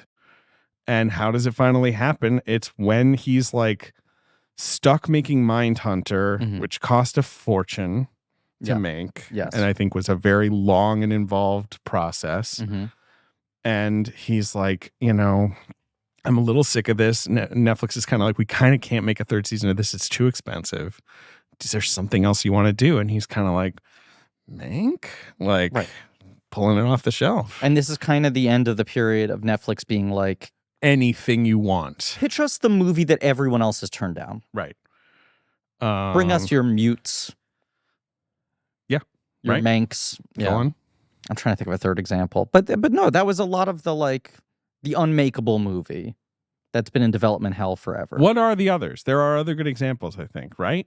Well, Five Bloods has certainly kicked around for a long time. Five Bloods? Yeah.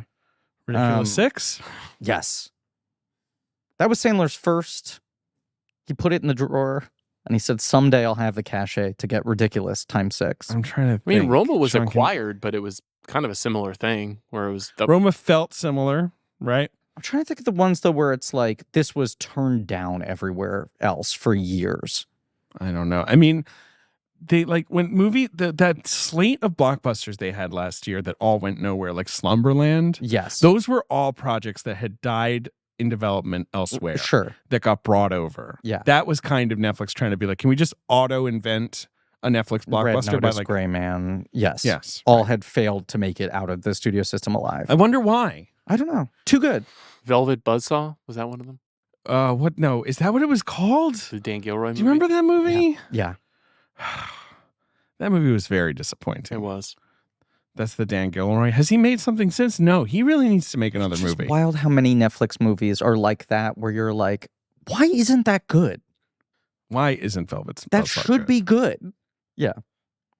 Herman J. Israel rules, though. It does. How do you feel about Herman J. Israel, Sean? We did a Denzel draft on the show recently, and there was some side we swiping. listened. No one selected that one, and I would have. I remember liking it at the time, but feeling like it was a very self-conscious attempt to do something that would have been made in 1978. And a little bit. Yeah. I'm not against that in general. I feel like that's kind of what the Holdovers is to me too. But it didn't hit as hard as I wanted it to. I like Gil. I'm in on Team Gilroy though. Whatever they're up to, I want to know what they're doing. So Fincher starts to make Mank. He casts Gary Oldman. Gary Oldman is 20 years older than Mank was at the time. Yes. Now, people clown on this a lot. Clown on this, although I want to read, because I love this. Yeah. Lorraine Mayfield, the casting director, when I talked to her, because I asked her about this. I had to, obviously. And I was like, why is he casting? Because Mank is what, like late 30s? 40. He says he's 43 in the movie. 43. Yeah. And Lorraine's like, look, I know Oldman is older than Herman was when he died. He's an old man. It's right there in the name.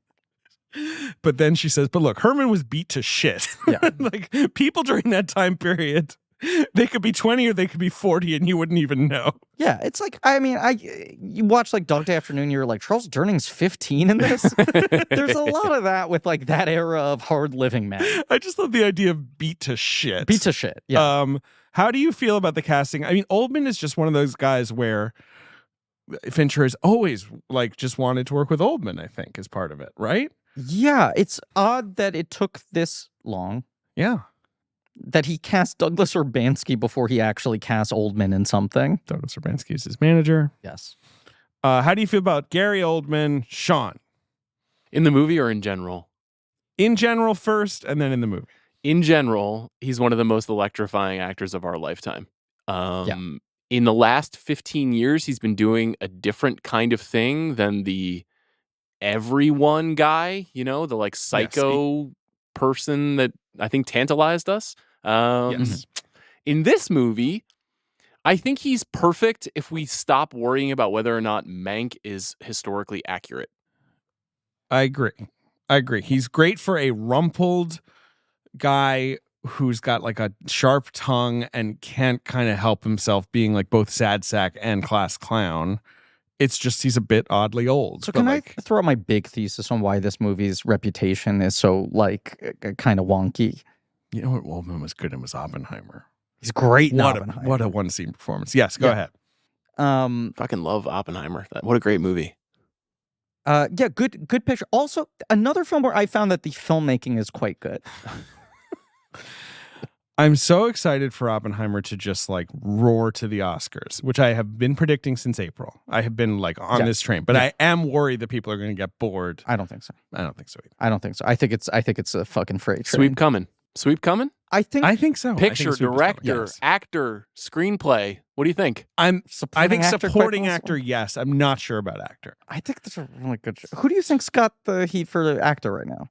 It's a good question. It is a good question, and I haven't forgotten my point. I'm going to make my point, but maybe it's a point I saved for a little bit. Because I was some Cooper excitement rising here.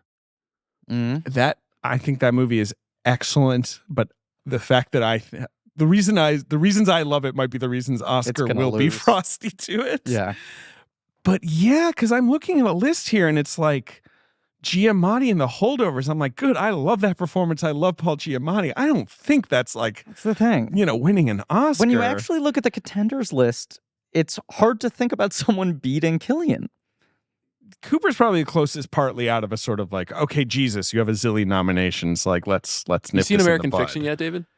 I have. I think that's a great performance, but it's a locked down performance. Yeah, Jeffrey Wright. He's a guy though who it's like, well, he's just been amazing for 20 years. 100%. Like, I would love him to sneak into a nom at the very least. Cillian also has the weird thing where Cillian it's has that too, obviously. Right. It's not like there's ever been a major snub where people thought he was going to get nominated, but this feels like it's functioning as a lifetime achievement thing. The whole press tour around Oppenheimer was where they like were the all other just actors like bowing being like, to him. Yeah. Right. This guy's always been great, and he's never totally been thrown the ball and allowed to run with it. It's just, too internal. But we'll see. We'll see. What's your point about Mank? My point about Mank is... I said that on the Mank podcast. Yes. Luckily. No, of course. When we're talking about, like, is this film representative of what Mank was really like as a guy? Is this film representative of the actual developmental process of Citizen Kane? Right. We were talking about this on our social network episode, where I would say things about Mark Zuckerberg, and you'd be like, to clarify, what you're saying is not backed up about the real Mark Zuckerberg. And I was like, right, no, everything I'm saying in this episode is Zuckerberg in quotes. The character as depicted in this film, which I was saying, like, Sorkin is kind of using that story the way that, like, Shakespeare riffs on previous emperors and kings, right? And I think, like, the Finchers and Eric Roth and Oldman are all doing the same thing here. But I think when you're doing that with film history, and the film is so narrowcast to film dorks, Yes. it starts to feel really touchy for people. That's exactly the problem. Yes. Where then they're like, why is he 20 years too old? Why is Orson Welles a little bit of a dilettante? Why is like all this shit? I'm watching this movie with my wife, and my wife's like, what's going on? And I'm like, well, Citizen Kane. And she's like, brain is off, not listening to you. Right. Only Citizen Kane nerds really care about this, and they have way too many opinions on all of this. They're the exact people this movie is made for, and you're like, no one cares about you damaging the reputation of Facebook or Zuckerberg or the Winklevi. Right. Who gives a shit? Tell me the best story you can, you know? I can parse what statement you want to make from this story from what actually happened. I give you that latitude. Well, I think this movie's just made too much for hyper-literal dorks. I'm trying to figure out who it's actually made for, because I had a little bit of a meltdown about this, probably a straw man argument with the imaginary Welles defenders, but I love it. Go on. The idea that the Welles defenders were like, this movie is a pox on Wells's legacy always felt strange to me, because Welles actually is what they want him to be. He actually is one of the granddaddies, one of the most celebrated artists of the 20th century. His reputation is encased in stone. Yes, it is concrete. Yeah. There is nothing But fucking with one thing that is not encased in stone is the legacy of the writers' rooms at Paramount and MGM in the 30s and 40s, and the production model of those studios at that time, and the way that the star system worked, and the way that power operated, and Upton Sinclair's, governorship candidacy. Like, none of those things are really memorialized in the same way that Kane is, the way that Welles is. So I always found it was a little bit of a Welles defenders feel like they're being bullied, but in fact they are bullying. And maybe I'm just imagining who I was opposed to while celebrating this movie, but that always felt like such a phony aspect of the rejection of the movie. Your argument is that it's a little bit like the Marvel fans getting angry at Scorsese. Yeah. When it's like, you're winning. What are you upset about? Yeah, but it would be now like he's if about to Marvel beat fans them. were He's getting about to mad about Nomadland or something. You know what I mean? Like it's like it's Nomadland. It's not even in the race. Like, what are you worried about? Yes. And again, I think you watch this movie and you're like, I think if you watch this movie, you're coming away with Herman Mankiewicz contributed, hugely to the film Citizen Kane. Yeah. Even if he could be a bit of a sort of fatuous, difficult guy, At the end, when he says, like, I wrote this thing in absence with Orson, Yeah. in the absence of Orson, you're like, you little bitch. When Like, he's giving the Mank. speech, you're saying? Yeah, Right. which is what he said, obviously. But, like, you're not like, that's right, Mank. You tell him. Right. You're like, oh, you're a little fucker to the end. Like, you can't help yourself. Yes. I'm gonna uncork the big question of the episode. And David is gonna sigh so loudly with his entire body when I ask this, because he's What gonna is fear it? what happens to the next 10 minutes of the podcast. Sean Fennessey. Yeah. Did you ever watch The Offer? God. I think we have Paramount to Plus is create The Offer. a dialectic between No, The we Offer do and not. Mank. I think we You must. definitely don't. I think we have no choice. Did you watch The Offer, Sean? I not only watched it, but I completed it. I watched Hell all yeah. 10 episodes of the Paramount Plus series, The Offer. All 10 hours.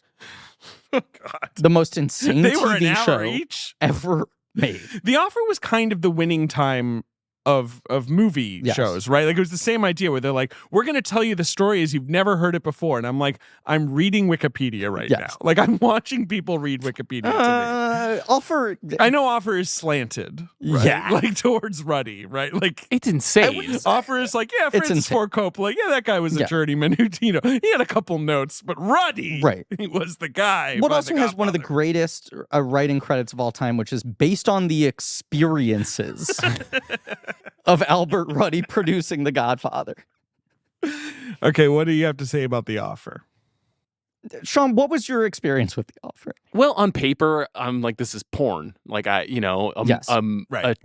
An extended TV series examining the making of one of the greatest movies ever made, and also inside the studio that I am personally obsessed with. That run at Paramount Yes. Sure. is 70s to me, Paramount. that is the pinnacle, and not just because Evans, Evans is 70s so New cool Hollywood. and Yes. the Right. ownership and all that. So on paper, loved it. Watching the movie, it was like having the The show. blood slowly. I think draw of it from as my like a body. 10-hour movie. Yeah. I'm sorry, Sean, David is pulling up different character posters for The Offer and showing them to me, so I'm just having a great time. I think The Offer is so compellingly bad. It's brutal. I think it is one of the most gonzo things ever produced. But I think there's this weird thing of David, you have to stop showing me Offer photos. Mario Puzo got We're a never character gonna poster. Get this episode done. How about this Naiad poster? Look at this one. Woo! Well, here's the thing. The Offer does a similar thing where it makes Coppola and Puzo both out to be putzes. Yep. Right. Yep. Which is sort of a bold move. Right. Who like donuts more than they like making movies or writing things. And it's like only Ruddy was there to like goose them along into making a masterpiece. Food hungry morons. Okay. Who are like eating cakes in a swimming pool is like how they're depicted. But I think part of what I find so fascinating about The Offer is that it's like, it's so bad. And it's so bad, built as a monument to the best piece of filmmaking in the latter half of the 20th century. It's like using the medium itself poorly to try to explain a better use of the medium. And the gap between Mank and Citizen Kane is much closer. Mm-hmm. Right. But in a certain way, I think when the gap is closer, the movie starts to suffer a little bit more. I think the other. Now he's just showing me the Naiad poster. What poster do you see? He's showing me the I'm texting Naiad it to you, poster. Sean. I'll just text it to you. He's just showing me posters. What were you about to say, Sean? I mean, they're similar in one other way, which is that The Offer is written and created by Michael Tolkien, who wrote arguably the single best movie about working in Hollywood, based on his novel. And just like David Fincher is like one of the signature thinkers about what control a director has over a movie. And he made a movie about how maybe the director was not as important to the making of a movie. And there's a kind of inherent dissonance in that is interesting. It's just that and his Mank father, rocks Mel and The Offer Tolkien, sucks. also a writer, you know, in a golden age of Hollywood, working on your shows and stuff and having that lineage. Stop talking about The Offer. I told you I was doing it. I think there's something to the fact that The Offer is so junky and the Mank is more elevated. But as we were saying at the beginning of this episode, Citizen Kane is just like so fucking undeniably enjoyable. Whereas this movie is by design a little bit thornier and meaner. Yeah. As much as Citizen Kane, the movie, has a very complicated relationship to its lead character, this movie is more mirroring the attitude of Mank, the guy. It's like spiky and sort of hard to love in a way, I guess. Yeah, it's a movie that's like half It's about acidic. a drunk in a bed. Yeah, he is in a bed for half the movie, mumbling at, you know, assistants, like his sort of a little cadre of assistants. It is undynamic. Yeah. I cannot deny this. And a lot of the early part of the movie is about him just desperately trying to get some booze in his system. Mank. We're talking about the plot of Mank now. Okay, Mank is about Mank. I mean, it's a titular role. Yeah. Let me proffer a theory. Has the movie been designed and shot in this fashion, which is to say, in black and white, with the fake cigarette burns in the top right corner, and all of the kind of the cutting style of the era, the crunchy sound, the fade in, fade out, and the blending transitions, all that stuff that he's doing. Is the point of that to show that it's not just the glamour of Hollywood that can reveal something by being framed in this way, but actually like the gross, ugly weirdness of common life at this time, that also reveals something by shooting the movie in this way? Or is it just Fincher was like, I have a cool idea and I want to be able to have fun in this way technically? Like, what is underpinning his decision to shoot it and make it look like this? It's a good question. He obviously, as we said, always wanted to do this in black and white, but now it's being shot in this sort of unusual, like crisp digital black and white. Right. But then with this sort of sound mix that sounds like a 40s movie. Yes. This kind of echoey, tinny, like dialogue in a good way, in a cool way. But also, it's jarring. The framing and the editing rhythms of this film, even if the sort of quality of the cinematography is too digital. Yes. He is moving away from his traditional visual language. Yeah, it's like fade out on a line. Like, you know, Mank will say something kind of wry, and then we like fade to black and fade up on it's like also a flashback. like these sort of like sustained, deep focus. Well, so master shot sequences playing out. I talked to Messer. So Eric Messerschmidt shot this movie, won an Oscar for it. Yeah. He had done Mindhunter. It's the first time he's working with Fincher film-wise. Mm-hmm. And he said, like, I'm looking at my notes. I actually found my notes of all these interviews. I don't want to do a noir movie because, like, that's not what Citizen Kane is. Sure. And like that's the pitfall of every film cinematographer now doing black and white, where they're doing noir photography, like it's all shadows and you're opening and closing the blinds or whatever. He's like, no, I want to do low to the ground, lots of deep focus, evoking Citizen Kane. Like, that's our sort of concept and here. like semi-theatrical blocking.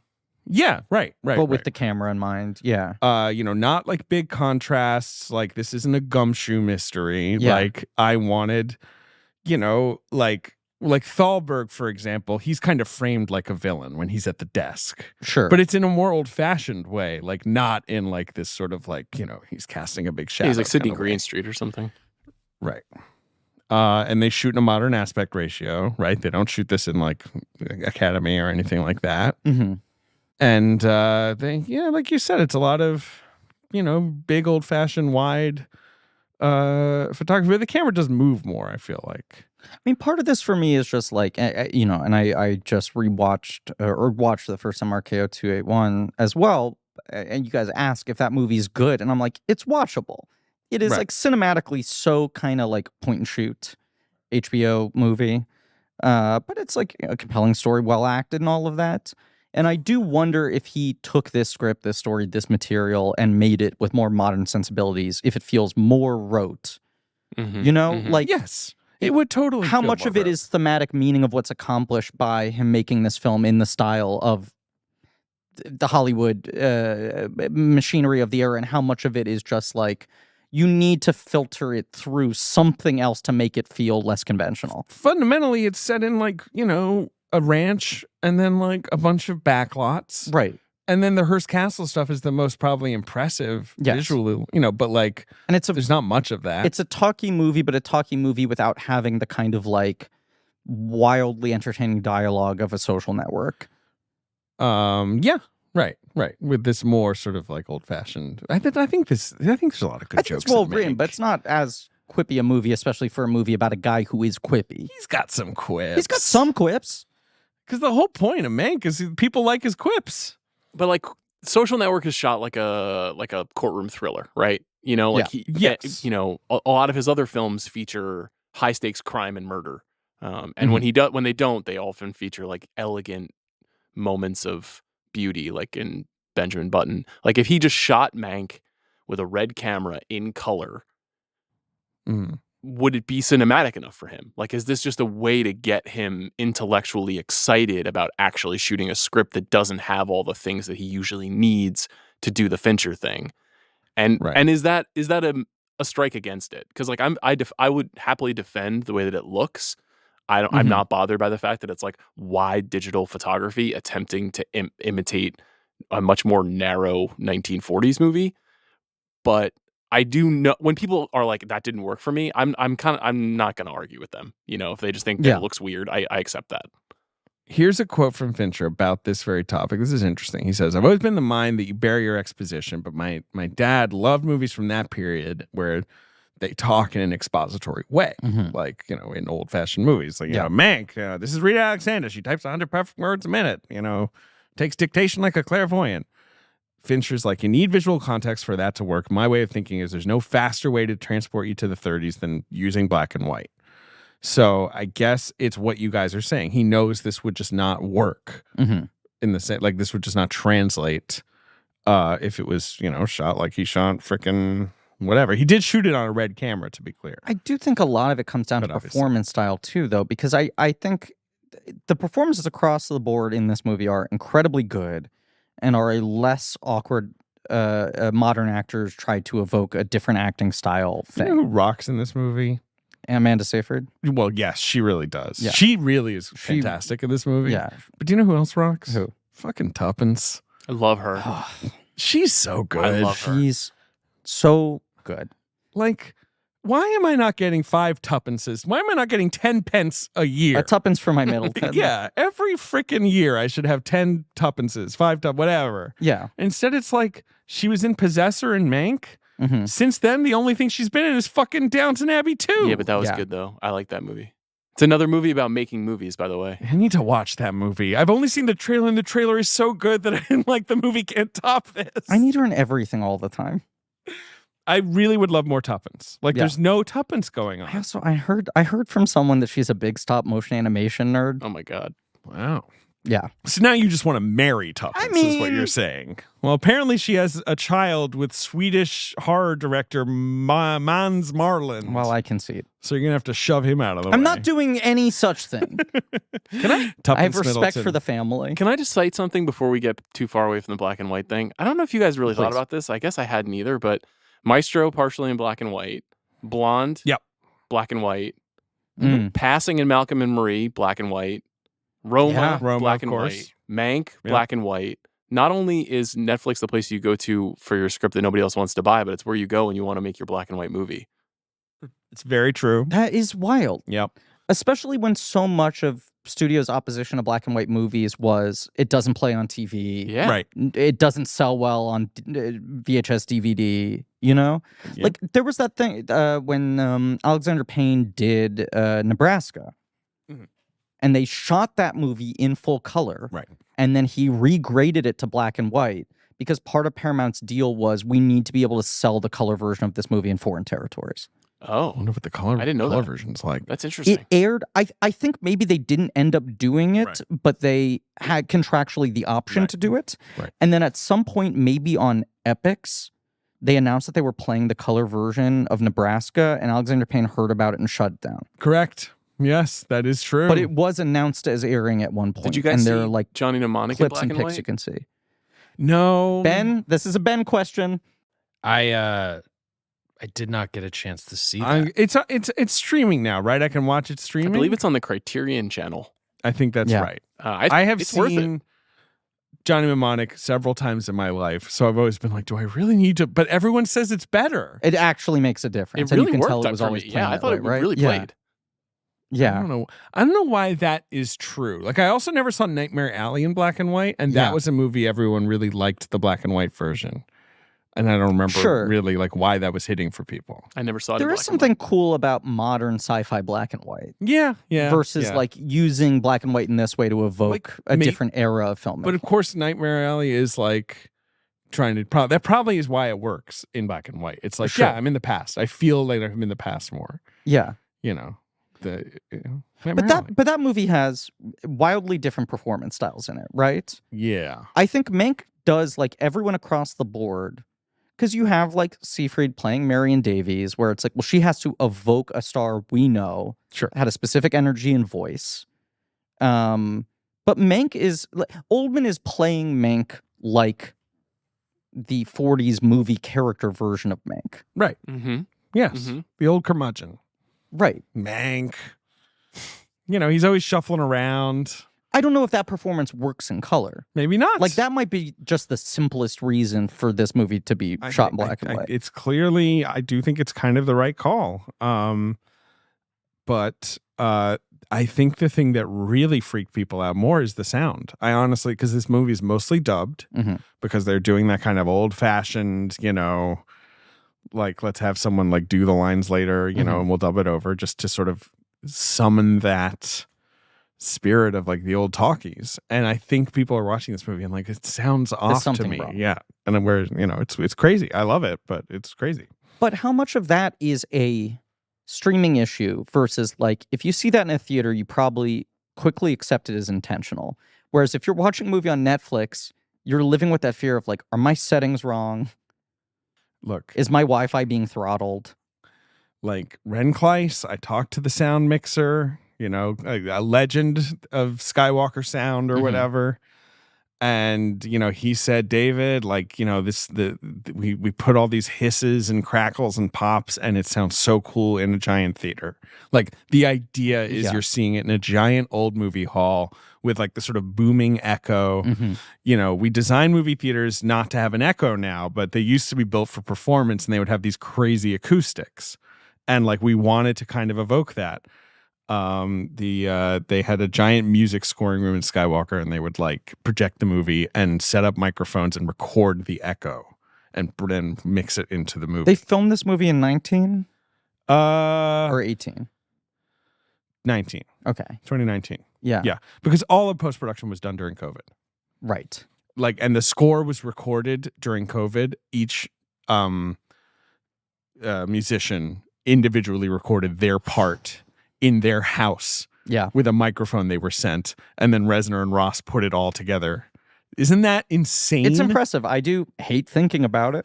Yeah, but it's also kind of cool that they were like, and also, of course, Reznor and Ross write this like 40s style, old school Edward Herman score. Only use period appropriate instruments. That's that's actually the number one reason I'm sad I never saw it in theaters. Is I think this is like among their best scores. It's obviously like a self-conscious recreation of something, but to just be like, really I'm doing Max Steiner, I'm doing Miklos Rosa, like that's insane that they could recreate that. And that score really, like, it plays if you listen to it on Spotify. It's beautiful. Yeah. I interviewed the two of them. They were the people I was the most scared to interview. Trent Reznor I was so scared to interview him. Well, he has 9-inch nails. Those are sharp. And Atticus if Ross, he pushes them into you, there's a lot of depth to which they can go. They were both on the call, but they were in different places. Okay. And Trent Reznor's like, hello, this is Trent Reznor. And Atticus Ross is like, hey, David, this is Atticus. Like, how you doing, mate? I'm in London. Are you in New York? You know, he's like the opposite. Like, so clearly they are some kind of like... Was he doing the bit? Yeah, he was doing the bit. So clearly Atticus is the fun one and Trent is the serious one. Silence again. Pray silence, please, for David Sims to tell you something you may not know, which is that when you give Bombas this holiday, you're giving more. More comfort, because their socks, underwear, t-shirts, and slippers are made with such absurdly soft materials that you'll want to keep a few for yourself. But also more good, because for every item you purchase, they donate another to someone who needs it. Socks, underwear, and t-shirts. These are the 3 most requested clothing items in homeless shelters. And when you buy yours from Bombas, you're also donating essential items to those who need them. 1 purchased equals 1 donated, okay? Bombas also feels good. Go-to basics for feeling cozy. Everything's made to be more comfortable. Breathable, supportive underwear. Sherpa-lined slippers. Wait. I'm opening Bombas.com. I need those. And of course they got the famous socks, ultra plush, luxe materials, merino wool, cashmere, keeps your toes toasty. And if you want a gift box, maybe for the holidays, they've got high quality basics your loved ones are going to enjoy all year long, and you don't even have to wrap them because they come in a beautifully designed box. Everything's covered with a 100% happiness guarantee, easy returns, size exchanges. There's no hassle. I wear Bombas daily. I recently was made fun of for my fancy socks, and I proudly said these are Bombas's, okay? They're worth every penny. Go to bombas.com/check and use code check for 20% off your first purchase. That's bombas.com/check and use code check at checkout. Bombas.com/check, code check. Should we attempt to go through the plot of this movie? So I told you, it's about mink. Okay, well, we wrapped it up. No. Okay, what's the plot of this movie? It's a bifurcated plot. Yes. There is Mank in 1940 in Victorville, California, in a near little the ranch film house, archives, recovering from a car crash that happens near the start of the movie, writing a screenplay for Orson Welles about William Randolph Hearst. Yes. And then there is sort of Mank throughout the 30s, his developing relationship with Hearst as the 34 California gubernatorial election happens. In which Upton Sinclair ran as a socialist, and the studios united behind the Republican, right? Yes. Am I missing anything? No. Like those are the 2 plots, right? In the what's it called? The battle over Citizen Kane. Yes. There's a quote they cite, which is someone interviewing him, profiling him, whatever, or maybe it was off the record. In a personal anecdote relayed later, asked him why he chose William Randolph Hearst, why he chose to go into journalism rather than build a movie studio. Sure. Use popular entertainment to win his battles. Right. And his line apparently was, you can't destroy another man's reputation with a movie. Sure. Which is really interesting. Very ironic given that Citizen Kane successfully destroyed its reputation. Exactly. Right? Like, yes. We can all agree. Yes. This, like, Mank sees himself tilting as a windmill here. Right. And what he doesn't realize is like they know they will actually kick this guy when he's down and blow up his like reputation for forever. Inextricably tied forever. Yes, right? Yes. Can we deny this? No. If you guys could mank someone, would you do it? Yeah. Oh, absolutely. But wait, I would not hesitate. are we talking about like someone who like stiffed me out of $50, Yeah, or are we whatever. talking about like Elon Musk? I think you have to Like- mank responsibly. it's probably it might be hard to mank someone now, right? Like if someone tried to write a movie about Elon Musk being crazy, there would be some inexplicable amount of people who would be like, "I love that about him. Can I make a pitch? It's great. Can I make a pitch? You're only making me like him more." What's your pitch 40 years from now, I want someone to make SORK. about Sorkin? But the film about Fincher hiring Sorkin to take down Zuckerberg. Oh, sure, yeah, It's a great call. And it's him just like eating shrooms. right. It's Sorkin just Laid up like, in bed. yeah, biting on meth rocks, Right. like and Fabricating sprained my conversations ankle. that never happened in an effort. Yeah. right, being like Zuckerberg had an ex-girlfriend, and Yes. Fincher's like, "What are you talking about, Sork? You're crazy." And then there are flashbacks and you realize that Sorkin had an ex-girlfriend. That's the big twist. wait, Aaron Sorkin had an ex-girlfriend? He was the one with an ex. That is So- legitimately a good idea that could happen in 30 years. Thank you. Thank you. like 100%. It hit me yesterday and I was like, that would be a compelling movie if you gave it 40 years. Sorkin is a great dramatic figure to center a movie around, and Fincher is a good foil. In the shadows. yeah, And then Zuckerberg. It's like, of course. right. Someone will finally win the Oscar for playing Zuckerberg 40 years from now. I guess so. If movies still exist. They definitely they're going better than ever. Okay. Come on, Mank. You're not going to lure me Mank? into that trap. Movies, we're kicking ass right now with movies. We're kicking ass. Yeah, We're so back. And Mank is why Mank is he's in. All right. Well, which should we just should we tackle the flashback plots earlier? I mean, first, or are we hopping between here? What do we think? It's hard because it is kind of four narratives colliding at once. What's the most interesting aspect of it to you? Is it the writing of the screenplay? Is it the gubernatorial No. race and the way that MGM works? Is it Marion Davies? It's Is it what is it? It's more the way that MGM works and the way his relationship with Hearst works. Like to me, the tragedy and the fascination with which, like my general fascination with the 30s in Hollywood, where all these pros Mhm. and artists Mhm. who are, to be fair, drunk off their ass, Yep. are flying into Hollywood and writing fucking Frankenstein movies and shit. Right. In With this the like self-awareness brand of like new we're, medium. we're prostituting ourselves to get rich. right. Was how they themselves thought of it. But then they all, or at least some, including Mank, will occasionally like flirt with like, can I make great art here? Sure. Like, is it possible to squeeze it both through this medium and through this business? Yeah. Also, Frankenstein movies fucking rule. That's what I'm saying. Yeah. Like, and that's what that early scene where they're like pitching ideas, I feel like, is about, right? Mm-hmm. But then, and it's like, he becomes friends with Hearst. I would too. Yeah. Like, oh, this like sort of fancy, powerful man wants me to come to his parties and kind of be a little, Especially little fucker. If Like, you're a guy sure. like Mank who's like fascinated by people, right. right, and great dramatic figures, you're like, how are you not going to spend as much time as you can in this guy's orbit just to study Right. And then whether or not it results in the greatest screenplay ever written or not? like just the sort of like slow poison that's happening to Mank. I just can't stop saying his Is it name. the most fun Uh, movie title to say in all? might of Remember movie that history? trailer that was just everyone going, Mank! Mank! And we were all like, this is going to cure COVID. Would this movie have a better reputation if the title had an exclamation point? Mank! Definitely. Mother style? Like, Lowercase he's going M? Lowercase Yes. M, Capital. bold exclamation, underlined, italicized. Capital K. Yeah, Oh. Mank. Mank. It's got it up. Yeah.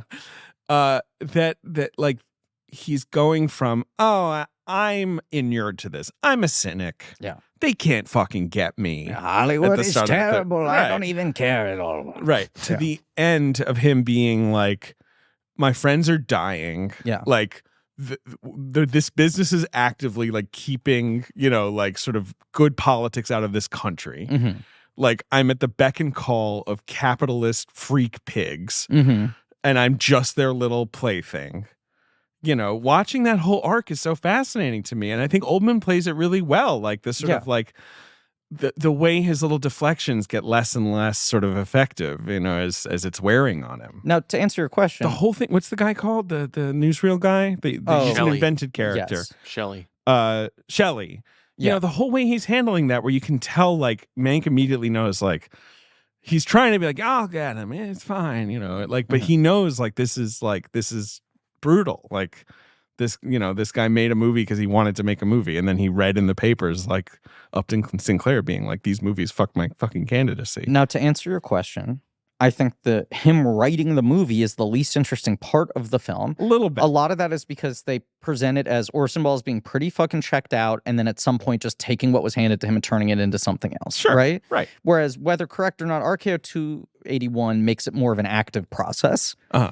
And most of the times we're going back to Mank, quote unquote, writing, it's him in bed, begging for alcohol, answering phone calls, and saying, I'll fucking get to it. Right. People being like, you owe us 40 pages. And he's like, you'll get them when you get them, until it's finally come out of his system.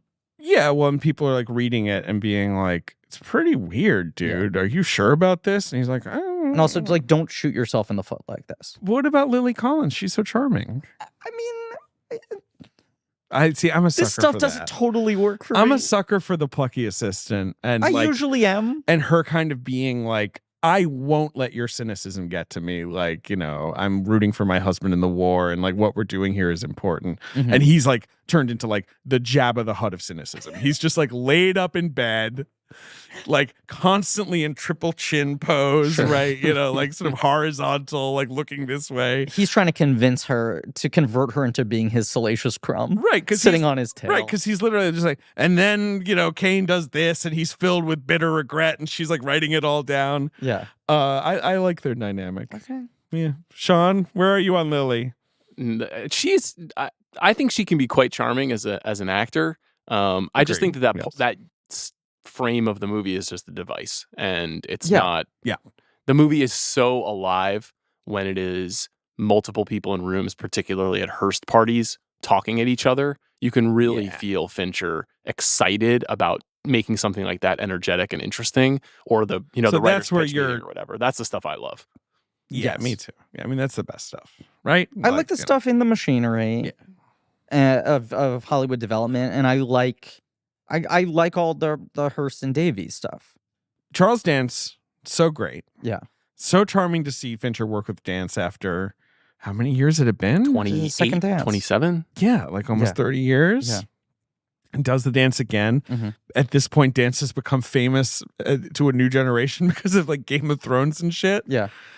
Doing a great American, like sort of rich guy accent, I think. Yeah. He's really good. He's really good. I love that, like, there's never really a crack in his facade. Like, you never see him turn into fucking Charles Foster Kane. Right. This like thundering kind of egotist. Like, he feels bulletproof. Yes. Like, anytime, even when Mank is like, prattling on at him. Cromwell plays him in the RKO movie. James Cromwell? Yes. Sure. And plays him a little more. He plays up the like sad vulnerability that he's hiding. Right.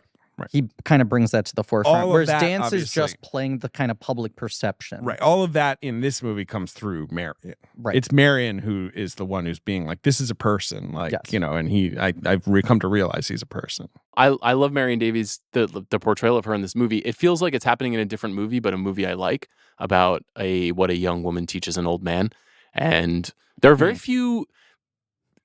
Mank gets to talk to women in this movie and nobody else does, which is a very interesting decision, where he is talking to Lily Collins.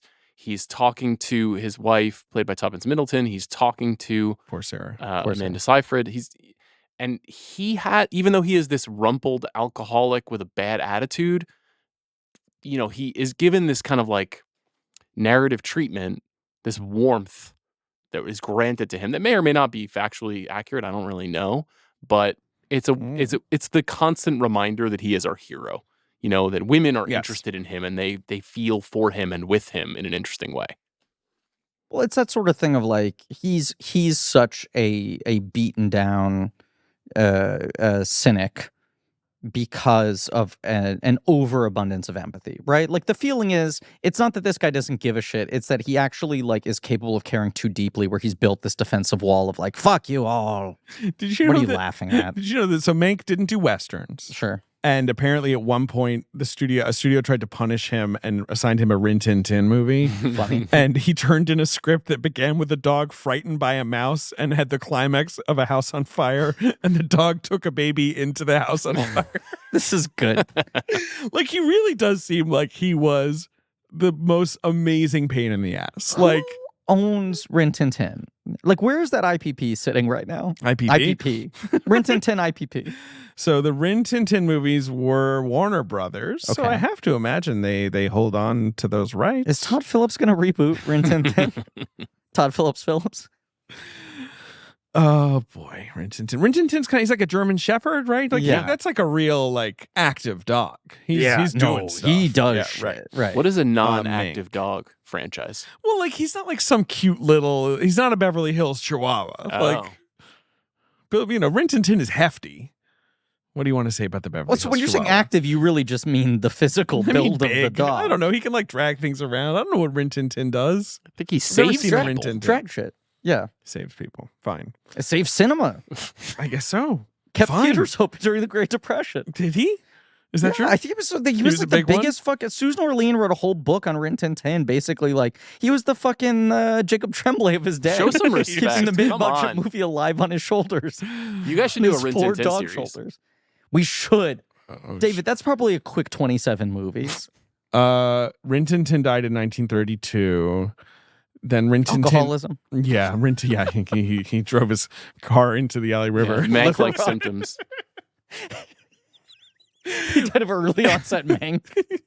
Rin Tin Tin Jr. was seen as not as talented as his father. Nepo baby.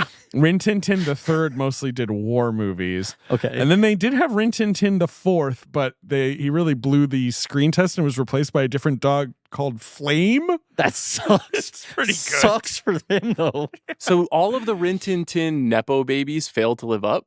Yeah, none of them could be as good as The Rin Tin Nepo Tin. doggies. Oh my gosh.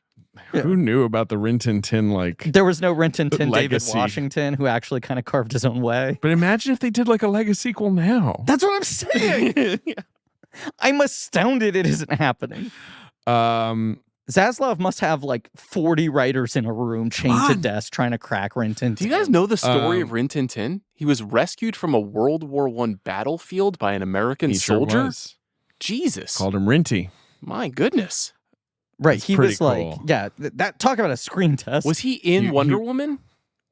Was he in that scene Yes, he in was in Wonder Wonder Woman Woman, when yeah. she He's wins a character. World War He's I? in Wonder Woman. He's part of the squad. Yeah. He's part of, you know. Ewan Bremner plays Rin Tin Tin. They just changed the character a little bit. There was another dog called Strongheart who was also really popular. Both of these Okay. were German Shepherds, and they made German Shepherds really popular in America. Okay. Like, they made the breed popular. But was he sort of like the Steven Seagal of... No. I think Strongheart was kind of like the, fucking who's like, he's the Buster Keaton and Rin Tin Tin is the Charlie Chaplin. Like, okay. he's the earlier. Can I provide a more- real segue here? Please. So I grew up with a German Shepherd. That was our family dog was a German Shepherd. No lie. Hell yeah. This dog's name was Kane. Kane. Wow. Was he named after Citizen Kane? I highly doubt it.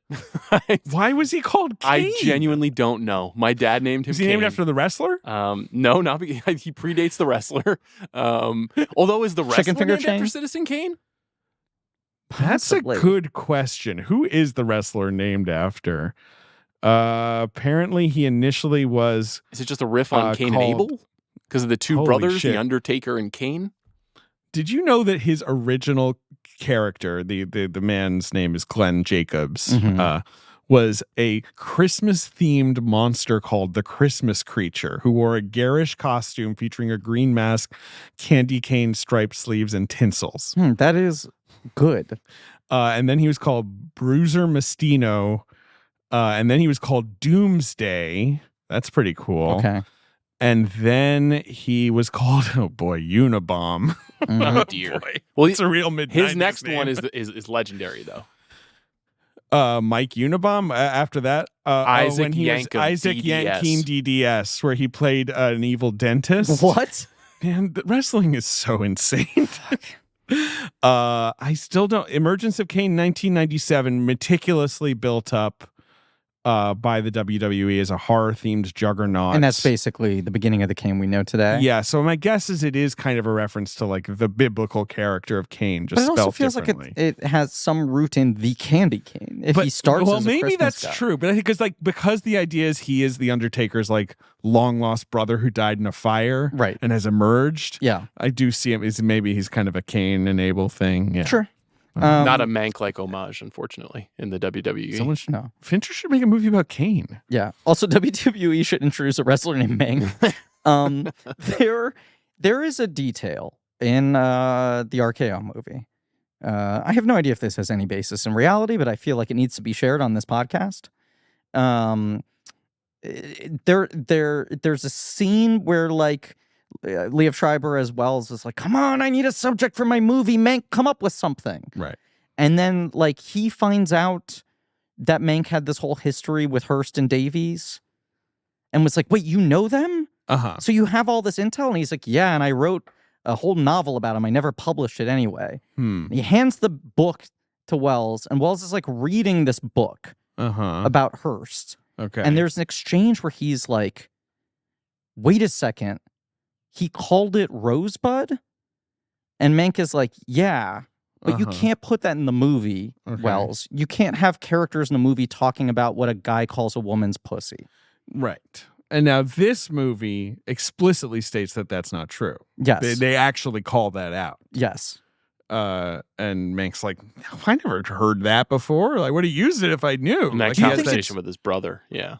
with Joe. Yeah. Do you think that's just directly responding to a 20-year-old HBO TV movie, or is that like a more popular theory that I didn't know needed to be that's a shot really down? popular theory. Okay. Yeah. That's really famous. That Okay. It's, you know.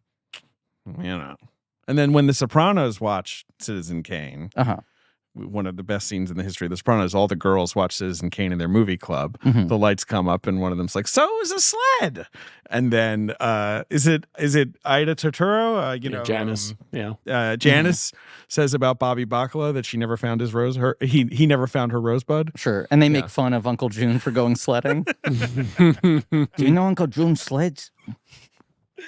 But no, this movie, I only sled on your birthday. This movie does kind of poke at that like odd dynamic of Mank writing this movie that is a screed against Kane. I mean, against Hearst, but that makes Marion Davis look like this like awful, hanger on that was only propped up by him. And has that's to not say true. It's not his reflection of her. Yeah, and he's really This Mank clearly feels character. bad about it. Now, do we think that's mostly dramatic license for the movie, like just to add to the sort of weird tragedy of it, or do we think that's true? Or like just sort of the idea of like when you make a movie, you kind of lean into archetypes and like it'll end up burning people. It's what helps the story. Right, but if you're making it about real people. And this movie leans into archetypes about everybody. I don't know. This is the thing with this movie is I watch it and I'm just like, I have no idea what I think actually happened. Sure. Right. Yeah. It doesn't sway me in any direction. I think some people like got angry by this movie and, as you said, dug their heels in and wanted to like push back against it. I don't know how many people this movie convinced. Not that the movie was even trying to convince anyone of anything. But I just like, I almost watch this movie and go like, I don't know, I guess we'll never know. Yeah, which is fair. I don't really feel like that's the point of the movie, though. Right. No. And I was always confused why people got so hung up on that and kind of who was responsible and not responsible. Obviously, the film ends at a moment before production begins. And so it elides like a critical question, which is like, Wells modernized how filmmaking operated. And we don't see that in the movie. It's not about that. But it is about a guy who's stuck between the polarity of his own brain. He's like, I'm an embittered cynic, but also I think I can make a change in the world if I create something. And I don't know. I just find that tremendously fascinating for Fincher to want to dig into. The fact that he sees Mank as this portal for like, I'm a, fucking scumbag who made Seven. And also I'm a really sincere person who believes in the artistry of filmmaking and how it can change people's lives. And he's always talks about, as I'm sure you guys have mentioned many times, like the perversion of American life and what we're interested in and the prurience, but also He made Benjamin Button, you know, like that. He's Mank. That's how I always saw the movie. Benjamin Button is Mank. Benjamin Button is Mank. The twist at the end of Benjamin Button is that he was Mank all along. There's definitely a moment in Benjamin Button's adolescence where he gets pretty manky, I would say, right? Couple He's about 14. I'm 7, but I look a lot older. Pukes during dinner on the floor. That scene is great. Him just walking into the, whatever it is, the circus-themed party and just ranting for 10 minutes and then spewing everywhere. Yeah, man. It's really good. Yeah. And it's like, that's the moment, right? You know, that's the culmination of post-gubernatorial race where he's like, I didn't make the stand, right? I didn't use my ability to change things in any way, right? I just kind of waved it all off as like, well, you know, what are you going to do? Hollywood's in charge. And sure. I fell prey into like Mank fuck up, self-destructive shit where everyone could kind of write me off as like, that guy's just a mess. And he now just says shit. I'm the fucking organ grinder's monkey, right? Now I'm realizing like I'm the mascot for these freaks who are like toasting in their castle. Yeah. And the other scene I think is really good. You know, that's spurring him on a few years later. Isn't that also about Fincher and Netflix, though? Isn't that also what that scene is kind of about? So all of the meta stuff here, right? We have to, at least we have to engage with it. Right. Because to some degree, the rise of Netflix, like he took the easy money from Netflix, right? He took the bigger number to have House of Cards land over there. Yeah. And then in the process, he watched like the studios and HBO turn their back on him. Right. And like the entire type of thing he wanted to do kind of falls prey to what Netflix is doing and the studios limiting what they do in reaction to that. But not that Fincher is like an apolitical filmmaker, but I don't think of him as a pointed political filmmaker at all. No. Right? Like, and I have no sort of notion of what Fincher's, you know, sort of politics or beliefs really are, right? I have some readings. Go, please. I mean, he just commented on the WGA strike in a way that I think upset some people because he kind of tried to both sides it a little bit. And yeah, I felt a little bit like he was just kind of giving a non-answer there and people leapt on it because it was a very charged moment. I think you're right. He had that tossed off line of kind of like, yeah, I can see both sides of it or whatever, right? Yeah, that people were upset. I think that indicated like one of two things. One, I think your reading of it is right, which is he was trying to not like say anything too crazy in the moment, and that actually worked against him. But I think he was also especially in interviews, came off too equivocal. Especially in interviews, I feel like he often likes to come up with the funny quick line. Totally. Yes. But I think he was trying to communicate aside. like a kind of like Gen X rebellious kind of point of view, which is like, I don't, you know, very Groucho, like I don't need to be like throwing myself at the WGA here in the same way that I don't have to throw myself at the studio. Like I've seen both sides and I'm trying to, you know, hopefully this works out, but it doesn't benefit me to have some openly liberal or openly conservative point of view on anything that is happening in the world, because that would jeopardize my ability to seem mysterious and or an independent person. And Mank is kind of the same way. Mank is kind of like vacillating between those two poles throughout the movie, where on one hand he's like, wow, Upton Sinclair, he's incredibly important, but also I love drinking at Hearst Castle. That's an awesome time. Right. I think Fincher also fundamentally is like distrusting of most people's motivations on all sides, right? Definitely. Like he's so obsessed with, I mean, he always, there's the line of his I always think about that, like, he thinks people mainly use dialogue to, human beings mostly use words to lie. Right. Right? That he's like, the way I approach dialogue isn't that it is revealing information. It is revealing character and what they choose to say versus what they're doing or how they justify what they're doing. And I think that is something he feels pretty apolitically on all sides.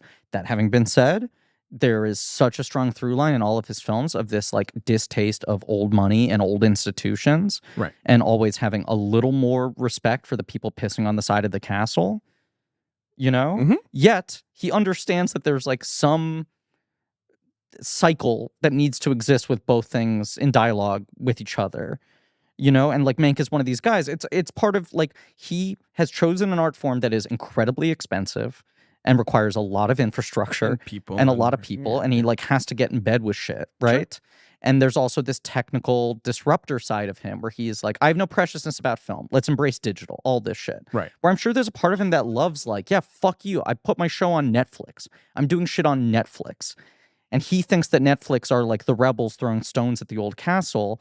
And then within 10 years, it's like, oh, Netflix is now peak they're MGM. a behemoth, right? Right. Yeah, and they are so that fucking Louis Mayer line of like, this is the only business where we get to sell people something we already own, and we don't have to give the thing to them. And I think the other big scene is Louis B. Mayer making the speech asking everyone to take the half pay cut, which is a real thing that happened, right? Obviously. And you hear a couple people call out like, well, of course the movie stars can make the pay cut, but what about the grips and the electricians and whatever? Right. And they just quickly get drowned out by other stars in the MGM stable. Like, I'll help you, Louis. Right. Yeah.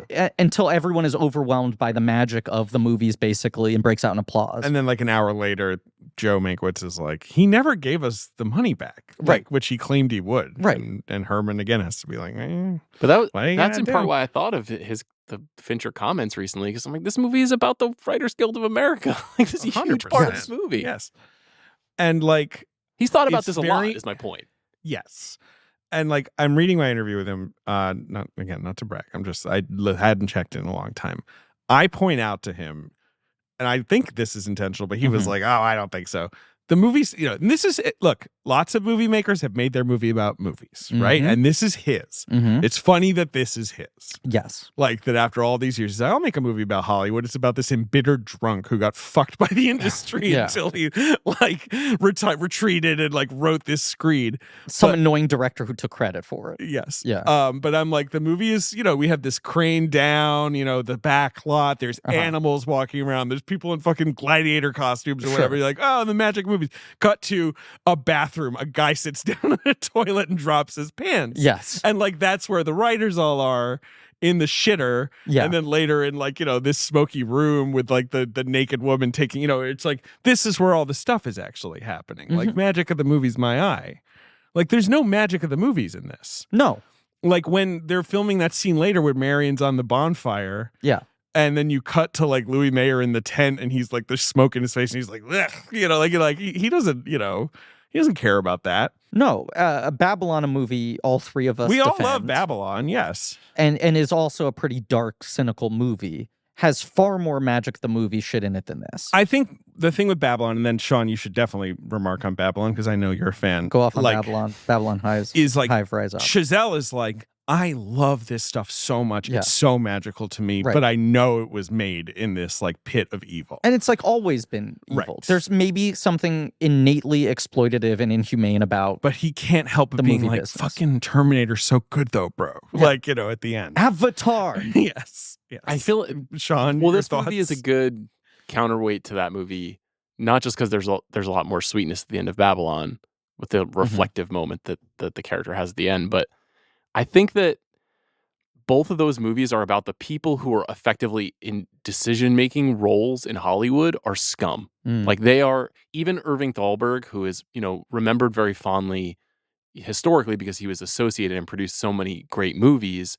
Like you said before, David, like he's portrayed as a villain in this movie, and Mayer is deplorable. I mean, he is like really scum of the earth, the way that he's characterized, whether it's like disregarding the rise of Nazism, whether it's, just having disrespect for the artists and, like fighting with, who is he meant to be fighting with? It's not Errol Flynn, but it's someone at the beginning of the movie when Joe first meets him and they go on that walk.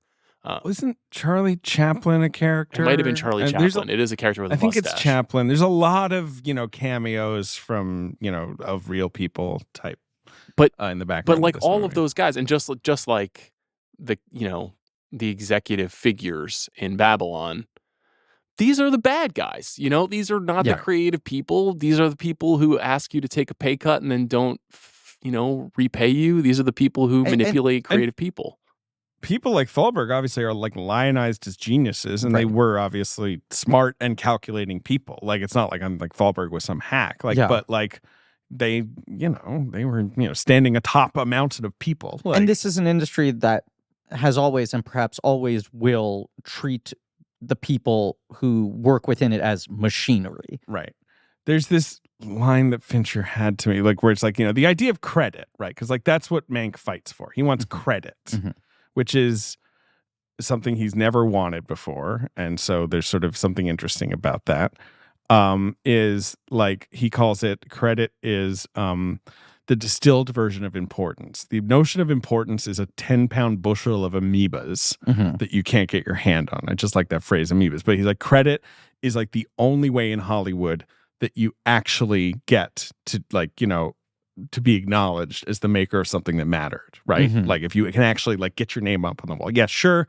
Pauline Kael wrote a big book about Mank later, being like, you don't know it, but this guy wrote 20 movies you love. Like, but like no one knows who Mank is.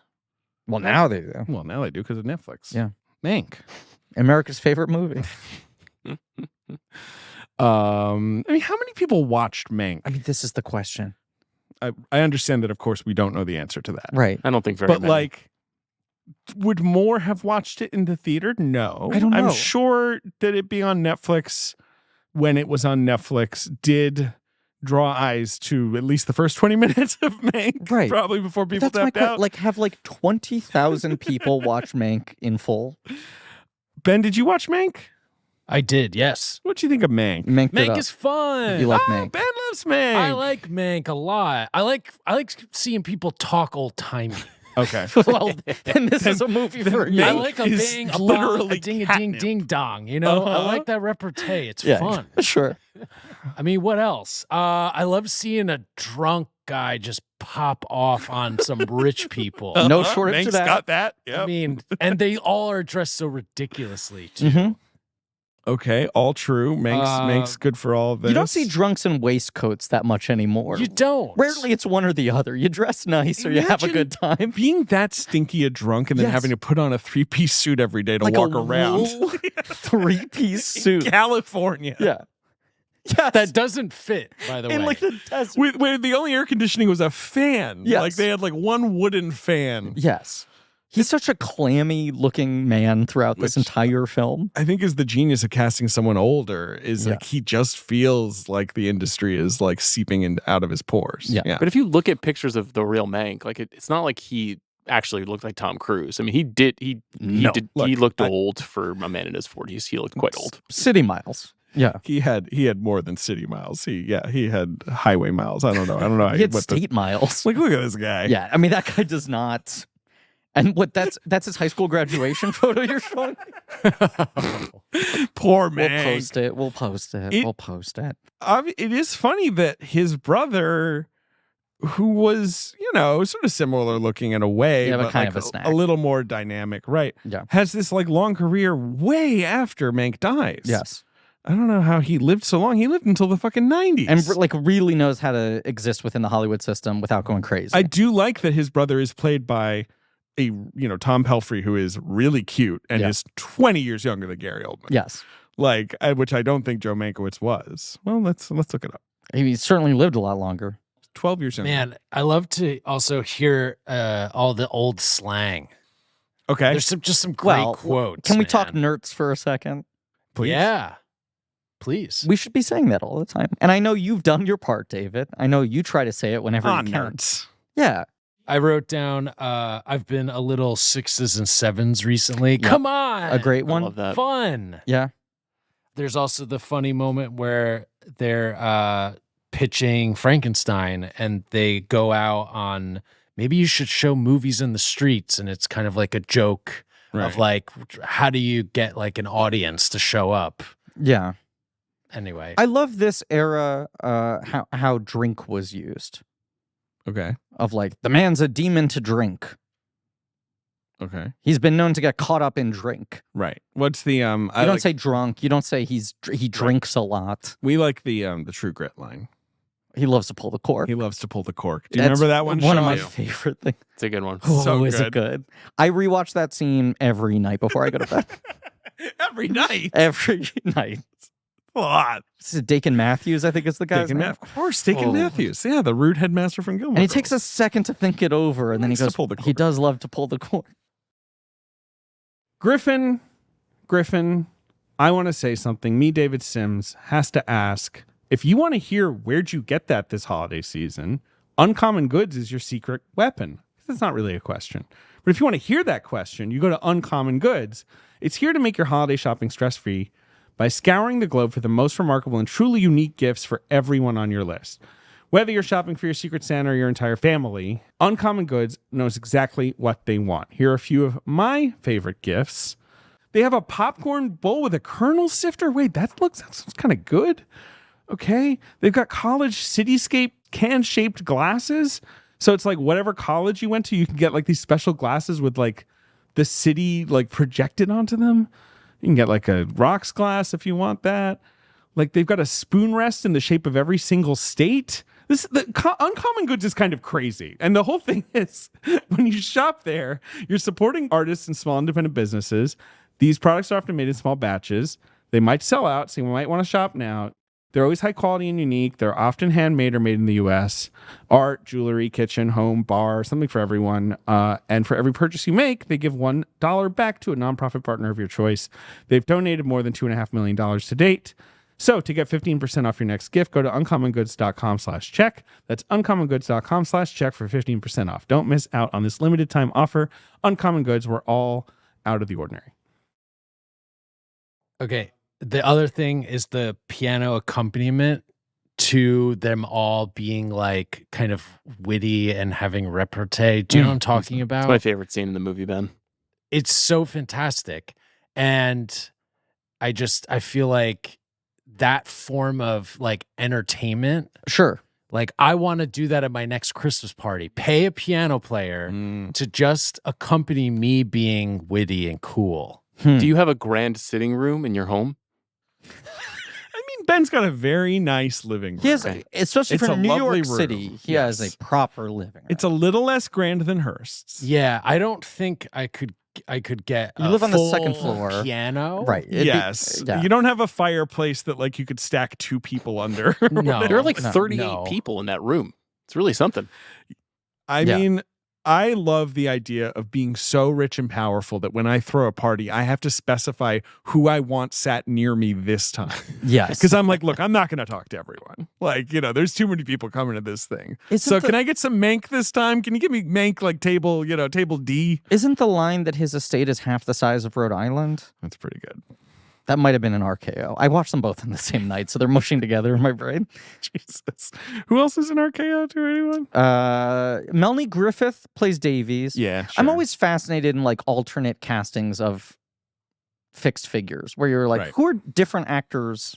Apparently Roger Allen plays Walt Disney. Sure, small part. Oh, Scheider's Yeah. in this? Scheider's in it? Yeah, Scheider plays a fucking... He's the RKO guy. Schaefer. Yes. Yeah, that's awesome. Yeah. Yeah. Is he good? Yeah, Does he's good. Does he grumble at all? Kind of have a low voice. What are you talking about? How dare you do that? This is a stacked cast. Liam Cunningham, a the hot Onion cast. Knight, is Greg Toland. Killer. Onion Knight is Yeah. Greg Toland. Do you see Onion Knight? Like, I know you haven't watched Game of Thrones, but he played a character on Game of Thrones called the Onion Knight. His character's name is the Onion He's Knight? awesome. He's my favorite character on the show. He is also my favorite. Him Is and he really? Stannis are my That's favorite Game of great. Thrones characters. Did they call him that because he cries every time he slices someone? That would be great, but no, it's because he famously smuggled a bag of onions into a castle once when they were being under siege and they were really hungry. That's so kinda he's cool. called the Onion Knight. Okay. Yeah, he's like kind of like a real salt of the earth guy. He plays Man-at-Arms in the Motu cartoon. Okay, Represent. Yeah. He's got a great. I mean, Liam Cunningham's an amazing He actor. is I really wish he good. was in Mank. Honestly, role. we should throw him in. Yeah. You should just walk in. But we don't get to see any of Citizen Kane being made, obviously. No. Like, I think maybe that's partly why people are also grumpy, where they're like, you cannot discount Mhm. the revolution in cinema that was Citizen Kane, which has nothing to do with its story. Yes. Like, obviously the story is very crucial, and the way it's presented in these like flashbacks, and the structure of the plot is sort of unusual for the, like, yes, that's important, but no one's talking about digging holes in the floor or defocus no Greg Toland, or yeah. any of that fun stuff. But that's obviously not what this movie's about at all. This movie's about like one man's like last cri de coeur against like, the system he lives. Is there other shit we need to hit before Yes, we before talk we're done. Oscars and the non-box office game? The montage is just weird to me. And I Which feel montage? like the montage, I wrote down the election montage. Yeah. Mhm. When he's getting It's hammered at it's the party. very, it's very jarring. Well, it's when he's really like spiraling. Yeah. Yeah. Because it's like not just that his side is losing, obviously. He's sad about that, but it's like the sort of nasty garishness of this party and like, the way everyone is dressed and like he's kind of like the world is ending and they're just all like, thank God we didn't let that fucker in. Mhm. Like it's so crazy to imagine an election in California where like 1 million people voted. Like California's still this kind of like podunk state back then. Yeah. It feels very reminiscent, so almost self-consciously reminiscent of the Lost Weekend. You know, the Ray Milland movie where the Billy Wilder movie where he's just getting increasingly drunk, and the way that movie's shot and the way that it like represents his point of view slipping into confusion because he's so hammered. And the same is true there, but the stakes are weirdly much higher in Mank because it's about the election. But you know what? There aren't enough movies these days about guys who get hammered drunk. No. And that is Hammered. what Mank is about. Yeah. You know, like Leaving Las Vegas came out. And I remember when I was a 25 kid. years now. I was like, what's that about? My mom is like, it's about a guy who just gets really drunk. Yeah. And I was like, what do you mean? And then she was like, that's kind of it, man. Right. Like, that's the vibe of that movie. What happens the next morning when he wakes up? Kind of doesn't. Like we don't have, now it's, lots of movies about all kinds of, but like we don't have old fashioned drunks in movies enough anymore. Yeah. Well, David, I direct your attention over to a little Hangover trilogy that really shows you the wacky Those things. guys can't handle their liquor. These guys. I need somewhere where it's like he's had a fifth of vodka before 8 a.m. I guess the Right. way back was a good Professional version drunks. of that. Oh, way back. Because the so way back good. had what I love in these kinds of movies is like the business of him getting drunk. Yes. The fucking thing in the freezer, the shower beers. The shower beer. Like where it's like, yeah, this guy has to work at being this buzz. He's a professional drunk. Right. Yeah. You like the way back, surely, Sean. Speaking of COVID films, right? That was released like at lockdown. It's like the It was that second to last final movie I saw weekend. before COVID. Yeah, I think it's excellent and also like way too traditional to have made sense in 2020 to anybody. Probably. Yeah. It's like Yeah, it's like a but deserved a lot 1987 better. Robert Duvall movie that somehow came out in 2020. Yeah. Yeah, that movie rolls. That was the second to last screening I went to, and the last was The Hunt, Right. which I saw like 2 days before lockdown. Hated Right. that That movie. that last weekend Me at the too. box office is like The Hunt and Way Back and Onward Onwards in Onward, there for yeah. sure. and Invisible Man. Those were like the Underrated. last 4 movies. Yep. So Emma. weird. Oh, Emma, good movie. Yeah. Fun. Yeah. Josh And O'Connor. Birds of Prey too, right? Birds of Prey, Birds of Prey was had still like hanging a around. proper month, February, right? as did Sonic. Those were the movies that got like Bad less Boys. than 3 weeks in theaters. Yeah. Yeah. Yes. Is there anything else we need to hit about Mank, Sean? I guess I'm curious how you guys think it will be. I feel like it's kind of remembered as like a blunder on Fincher's part. It will be seen as a blunder, I think, for a very long time.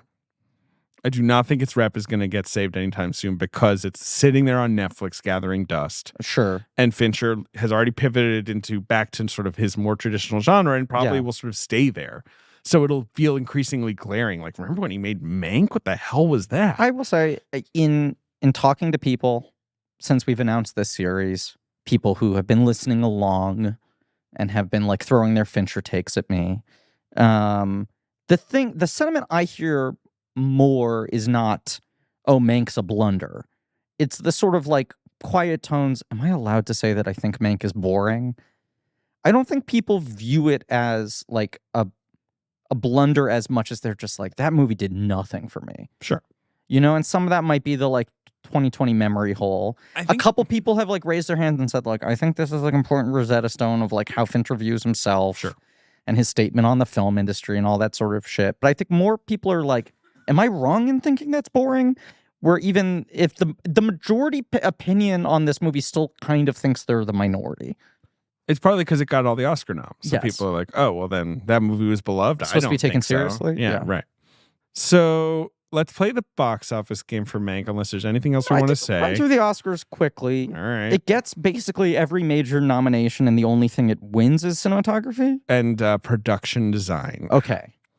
That is correct. It loses everything else. And I think the Seyfried nom is probably the closest it came to another win. You called on Mike that you thought she was going to win at some point in Just that cursed because- year. I mean, Yeah. it's all my fault.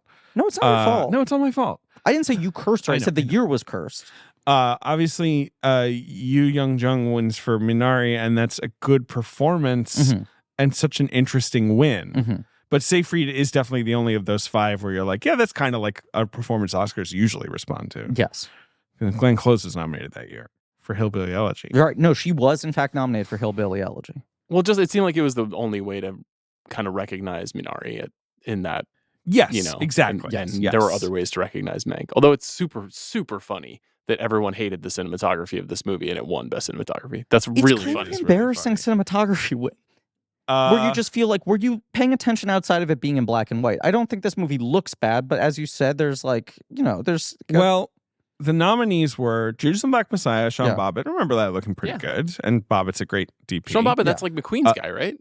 It is, and it was his first. I believe it was his first nom. Like it was like a late nom. Mm-hmm. Darius Wolski for News of the World, which is like a cool looking movie, Looks but really good. like Yep. Most people didn't get nobody to see it saw on the big right. screen.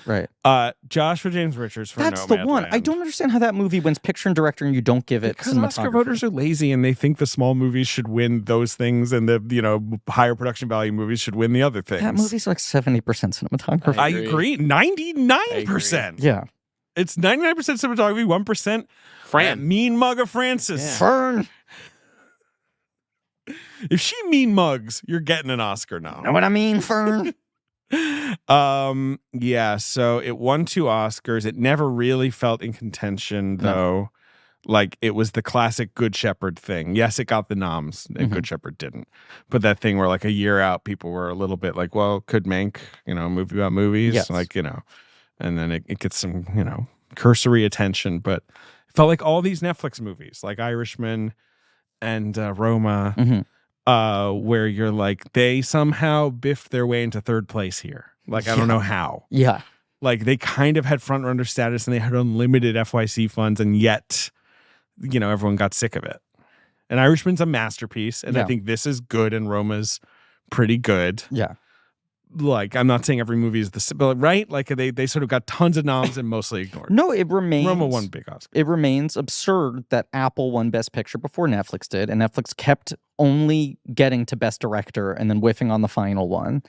The Coda win is one of the It's wild. weirdest Oscar biffs ever. Can I share with you guys? I want to ask a question, but by way of asking the question, I'll share a very brief anecdote. My big hobby horse for a couple of years now with the Academy, especially in Best Picture, is I want to do the countdown. I want to know what came in 10th place. So what came in 9th place. You've pitched this on your show. Yes, I pitched this many times. That over the course of the show, they will be like, and now it is time to announce Mank is out of the race, and there's 9 left. That you do it like that. Now, there's no way they would ever do it because they hate to be garish. Right. Yeah. Like, yes. But I would love it. We would love it because we want to know how things rank. I want the data. I want to know how they want there ranked. to be a countdown feeling, all the reasons why I think that would be great for the telecast and just fun for geeks like us.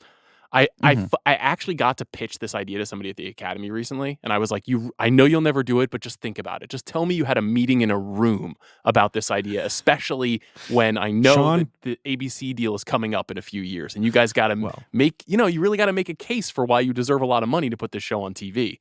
They don't. They should fucking tell ABC to go jump in a lake, take the thing to streaming. But they probably will do that, but nevertheless. Yes. But the reason I like the idea of them being like, we will not have a meeting in a room. We'll walk and talk maybe outside. What was their response when you asked Well, them? the person that I was talking to, I think, was titillated by the concept, but also knew that it was impossible because you could never be like, here is the margin between this victory and that victory.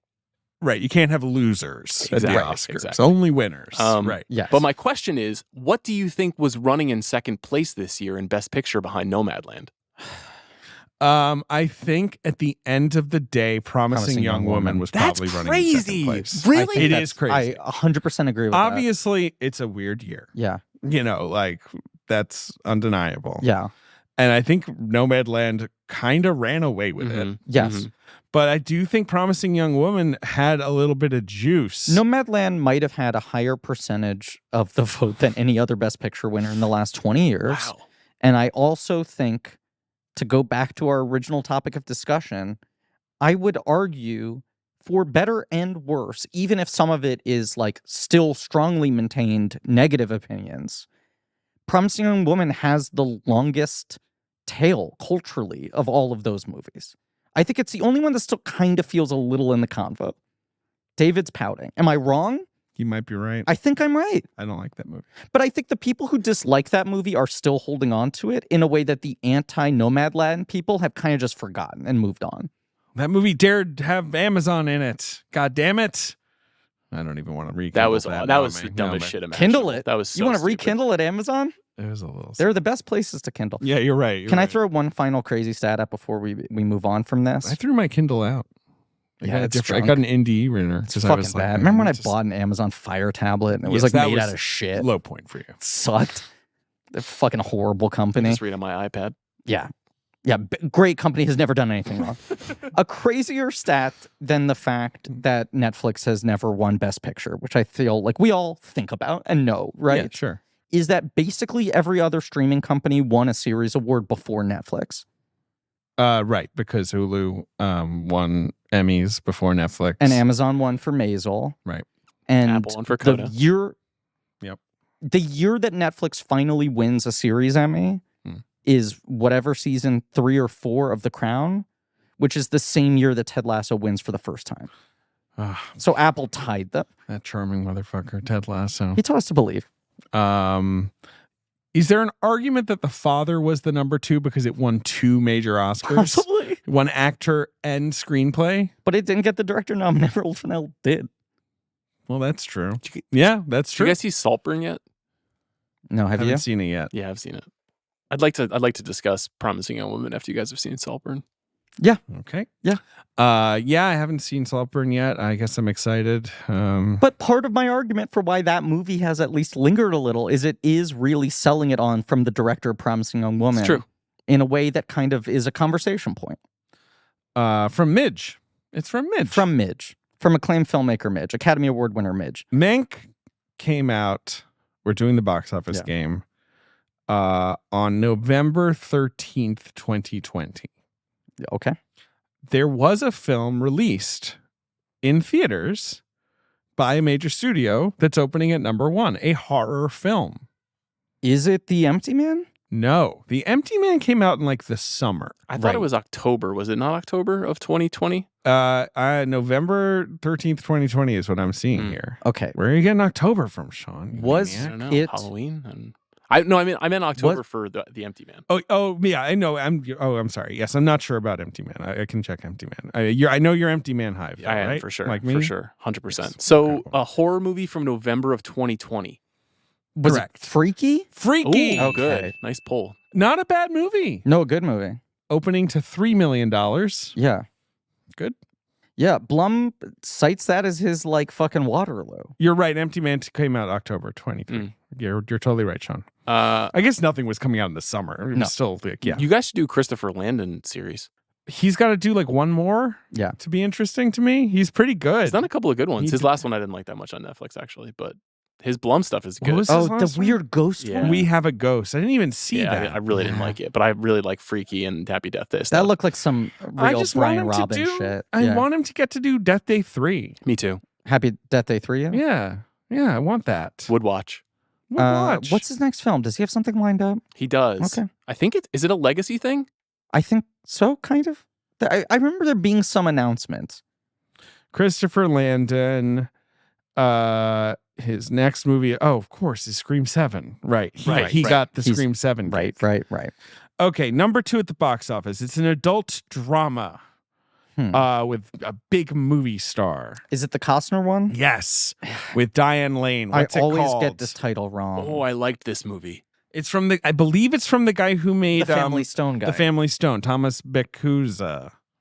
It's not called Let Me Go. Bezucha. It's called Let Him Let Go. Him Go. You saw that, Sean? You like that? Yeah, I really liked it. A friend of mine produced it. But it's I still am like, is this movie about like, did it presage a movement in America? Like I'm not totally sure what that movie is about. Is it about what happened to America? Like how we became this like tribalistic, angry group of people? Or is Costner just playing America in that movie? Yeah, he plays kinda, yeah. U.S. of A. That's his character. Ulysses. Ulysses S. of America. Stevens America. It's kind of him doing a sure. Liam Neeson thing, but with a lot of prestige around it. You know, where he's like, I less guess I gotta trashy. go shoot a bunch of guys. To get my grandson, right? Yes. Number 3 at the box office is another film about what happened to us as Americans. What happened to this country? There was a war on Grandpa? There was a war with Grandpa. Robert De Niro, Uma Thurman, one of those movies that was shot in 1992 or Correct. whatever, right? You Yes. know? It Everyone stars Macaulay Culkin as the kid. Yeah, everyone was kind of like, ooh, De Niro's eating in this. And it's like, bro, this was made during the fucking Bush administration. Anyone writing a review on that movie saying De Niro's eating on this is really illustrating how bad the collective psyche was To be clear, I don't think. during the pandemic. Did you Number guys see it? 4. Did No. you any of No. you see it? Did you? No, I didn't see it. No, I haven't Do you know seen who else is in that movie? Harvey Keitel. Cool. Reunion. Yeah. Does De Niro shoot up his pimp house? Correct. Number 4, a horror film from Focus Features Okay. with one of the most unfortunate titles in the history of modern movies. It's like a spooky kid movie, I think. It's a spooky kid movie. From It's got one of the Focus. worst titles. Gosh. Is the title bad enough that I will remember this? I assume the movie has no lasting legacy, Not right? that look, it made 13 mil on a budget of 9 in 2020. It's not bad. I have no idea. It stars a person you've told me has listened to our show. It stars a person I told you has listened to You our show. recently told me that she told you she likes the show. Whether or not she was being nice, we don't know. Fuck. What is the title of this movie? Film stars Gillian Jacobs. Gillian? Yes. I Right. fucked it up on the episode I was on with her. It's called Come Play. Now, here's the thing. I have only read that title. I've never heard it said out loud. It never struck me wrong reading it. It's called Come Play. Well, now I hear it. Come Play, starring I Gillian can't Jacobs and unhear John it. Gallagher Jr. Two wonderful actors. Yeah, I haven't seen it. I have no idea how it's regarded. Did you see this film, Sean? I know you love a horror. I do. I'm know, looking. Yeah, no, film? I haven't seen it. I'm looking at Wikipedia and it says the original title of the film was Dick Cheese, which is surprising. That's so but weird. They made a change. And I'm seeing here in France it was released under the title Sticky Fingers. I'm just like, I know it was the pandemic, guys, but did no one sit down and say it aloud? This is truly the answer. No one said it out loud. This title was approved solely via email. Number 5 at the box office is it the good people of Focus Features are like, America is not that crass. Sure. They will say that title. Right. Number 5 is an actioner from Open Road, the great people at Open Road, starring a slightly grizzled older actor. Is it about a marksman? Or is it an honest thief? It's an honest thing. It's an honest thief. Man, I've seen The Marksman, have not seen An Honest Thief. I haven't seen what's Honest Honest Thief about? It's Liam Neeson, obviously. Let's see. A brooding former bank robber turns himself into the FBI and then is set up by corrupt agents. The problem is that I want all of these to be good. Robert Patrick's in it. Hey, Do you think Robert Patrick looking young and vigorous in that one? I think he's aged into a really good look. Yeah, he looks like a tree. Honest Thief. Sean, Honest I think Thief. you were with me that the last Neeson movie, I already forgot what it's called. Retribution? was the last Actually, I one? haven't seen that one. That's your worst movie of the year, right? It's so bad. Yeah. I really need him to stop. I'm worried about him. I will say Blacklight was the worst movie I saw in 2022. Oof, okay. So, yeah. But I think Memory is halfway decent. I saw Memory's the him Martin in Campbell one. Yeah. the new Ethan Hawke Flannery O'Connor movie. Yeah, sure. Recently. Sure. And he's in Yes. it for like 3 minutes, but he is incredible. in He's it a great as actor. as an Irish priest, which of course Yeah. is a role he is born to play. But I was mean, like, man, I forgot Liam Neeson. Holy moly! It's One of the greats. frustrating how easily he can turn it on. So It's when he's crazy. phoning it in, you're like, this is purely a choice. The rest of the box office. Tenet. Mm. Week What? Week 11, it's made 53 mil. I mean, Which compared to the rest of the box Yeah. office is obviously quite strong. it's huge. Then it's hilarious because it's like Guardians of the Galaxy, Toy Story, Yeah. The New Mutants. Remember that? Yep. Whoa. Remember when Disney was like, "Can we not release this?" And then the pandemic happened, and they were like, "Oh, why don't we just release this right now?" Yes. And 20,000 screens. The only movie playing in America. And they were like, we did put it out. We told you we would. The Empty Man is up there. The movie Ammonite. Remember that one? Oh, yeah. Not very good. No. That really sunk. Yeah, it did. That one sunk like a stone. That was a real. That was a true. This had Oscar buzz situation that really did not fly. Shout out It was- to Ray. it was- and just those movies where it's like, you don't know the most famous gay Victorian fossil collector in Northern England? Yeah. Like, this is her story. And I'm like, what's her story? And they're like, I mean, she was pretty grumpy. She sat on the beach a lot. You know- dug up a lot of fucking fossils. Do you know how unexciting that movie is? It has a gay sex scene between Kate Winslet and Saoirse Ronan, And and you I have did not not seen see it. it. Right. Yes. Yes. Yeah. Ammonite. Yeah. I did. I think I saw it and I was just like, get out of here. But It's so boring. It's very remarkably boring. What's wild is that they put that pull quote on the poster. Get out of here, says outta David here. Sims of the It was the Atlantic. best we could find. Look, at least he felt something. He told us to leave. All right. Okay. We got to Sean, be done. Sean, we've kept you for far too long. My God. it's been a long day for us. I appreciate. I like being on the back half of a 2-pod day. Oh, you I'm like often, us loopy? Mm. Yeah, like usually I get Chris Ryan usually on the back half of a 2-pod day. I'm always Yeah. number 2. And there's something Chris- just a little sexy about it. Something a little unusual, something a little goofy. It's good. Chris at his punchiest is Chris at his best. I think. Yeah. Yes. No question. Will our appearance doing a draft on Big Picture will come out before this episode comes out? Yeah, right? this episode's believe coming so. out mid-November. Yeah. I think that's coming out late October, right? So that Correct. has not been recorded yet. We're recording it next week, but I just want you to know, Sean, as sort of a backwards advertisement for that episode that will be out at this point. Mhm. Earlier this morning, Sims and I were fully yelling at each other about it. And me and Marie as well. All four of us were yelling at the top you of were our yelling lungs, at us. strategizing. because we kept being like, well, did you think of this movie? And We're then like, you of course two we would thought be of that movie. Of course, it's on the list. Right. Yeah. And I don't want them suggesting titles that I think David might not have thought of or whatever. I'm just getting This very is worked the up about this. magic of the draft. I feel like Louis B. Mayer walking through the lot with you Yes. both side by side. I'm Let me gonna teach you how we Cause draft. I am going to be going into that being like, this is no big deal. I am just here to have fun. And then like 1 second in, someone will take a movie I want, and I'm just going to melt down. Yeah, Everyone's going to be really nice at the beginning of the recording. It's going to be very polite, and then it's going to get people want to Then the slash knives throats. will be out. Yeah. Yes. I also just I told you this, Sean, right before we started recording, but like the last couple of months I've been going so hard on Big Picture and it's moved up to like top of my podcast rotation. And now this has the pressure of like I play Jeopardy at home. And when if I was there at the podium, I would kill this. It's not about being good at drafting. It's just about That's the hurting thing. other people. That's the thing but with that's your what I'm drafts. thinking about. The That's thing what with I'm your thinking drafts about. is the victor barely seems to matter. You never even announced that on the show. But That's this true. is why I was angry at Ben and Marie citing titles, because I'm like, I need to defeat David. We can't be sharing notes. But are you sure you don't want to team up against No.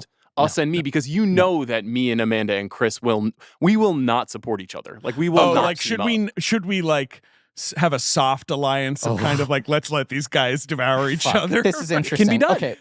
Well, It has been done retroactive- in the past. retroactive plug for that episode, which people can listen to and see how it turned out, and Big Picture in general, which is one of my absolute And favorite the things Ringer to listen to. the many podcasts and articles of theringer.com. Thanks, guys. Let me just say, like, I love your show. I've told you many times before. very nice. Very kind man. And I had been waiting a very long time for Fincher, so I really was very honored to be asked. And I think this is like. I hope such a you were happy special with thing. Mank. Well, yeah. I feel like David's you and I on Mank Island. We've got our I just knew you were umbrella a Mank out. boy. We're drinking a Corona and thinking of Mank. And Griffin, you almost got there. I'm circling the island. I'm in a little rowboat doing laps. You're shouting to us. You guys need anything? Yeah. You guys are sipping coconuts, though. Oh yeah, definitely. Thank you for being here, Sean. And thank you all for listening. Please remember to rate, review, and subscribe. Thank you to Marie Barty for our social media, helping to produce the show and yelling out legal titles that I didn't want David thinking about in our draft prep. Thank you to Leigh Montgomery and the Great American Novel for our theme song, Joe Bowen, Pat Reynolds for our artwork, AJ McKeon and Alex Barron for our editing, JJ Birch for our research. You can go to blankcheckpod.com for links to some real nerdy shit, including Blank Check special features where we do commentaries on film series. We're doing the Brosnan Bonds now. We recorded one of them earlier today. They are loopy. Yeah, if that's what pretty you like loopy. out of us, Yeah, enjoy. you'll get a lot of that shit. Mm-hmm. Tune in next week for the last episode in our Fincher series, The Killer. Yes. His second and hopefully final film for Netflix. The only David Fincher film I've never seen. Same. I'll see it soon. Yeah. What if we don't? What if we show up to the episode and we're like, you know what? Skipped it. Yeah, fuck it. Here's our rankings. Couldn't be bothered. Not really our style. Ben is throwing away food waste. Bye-bye. Bye-bye. And as always, Mank you next.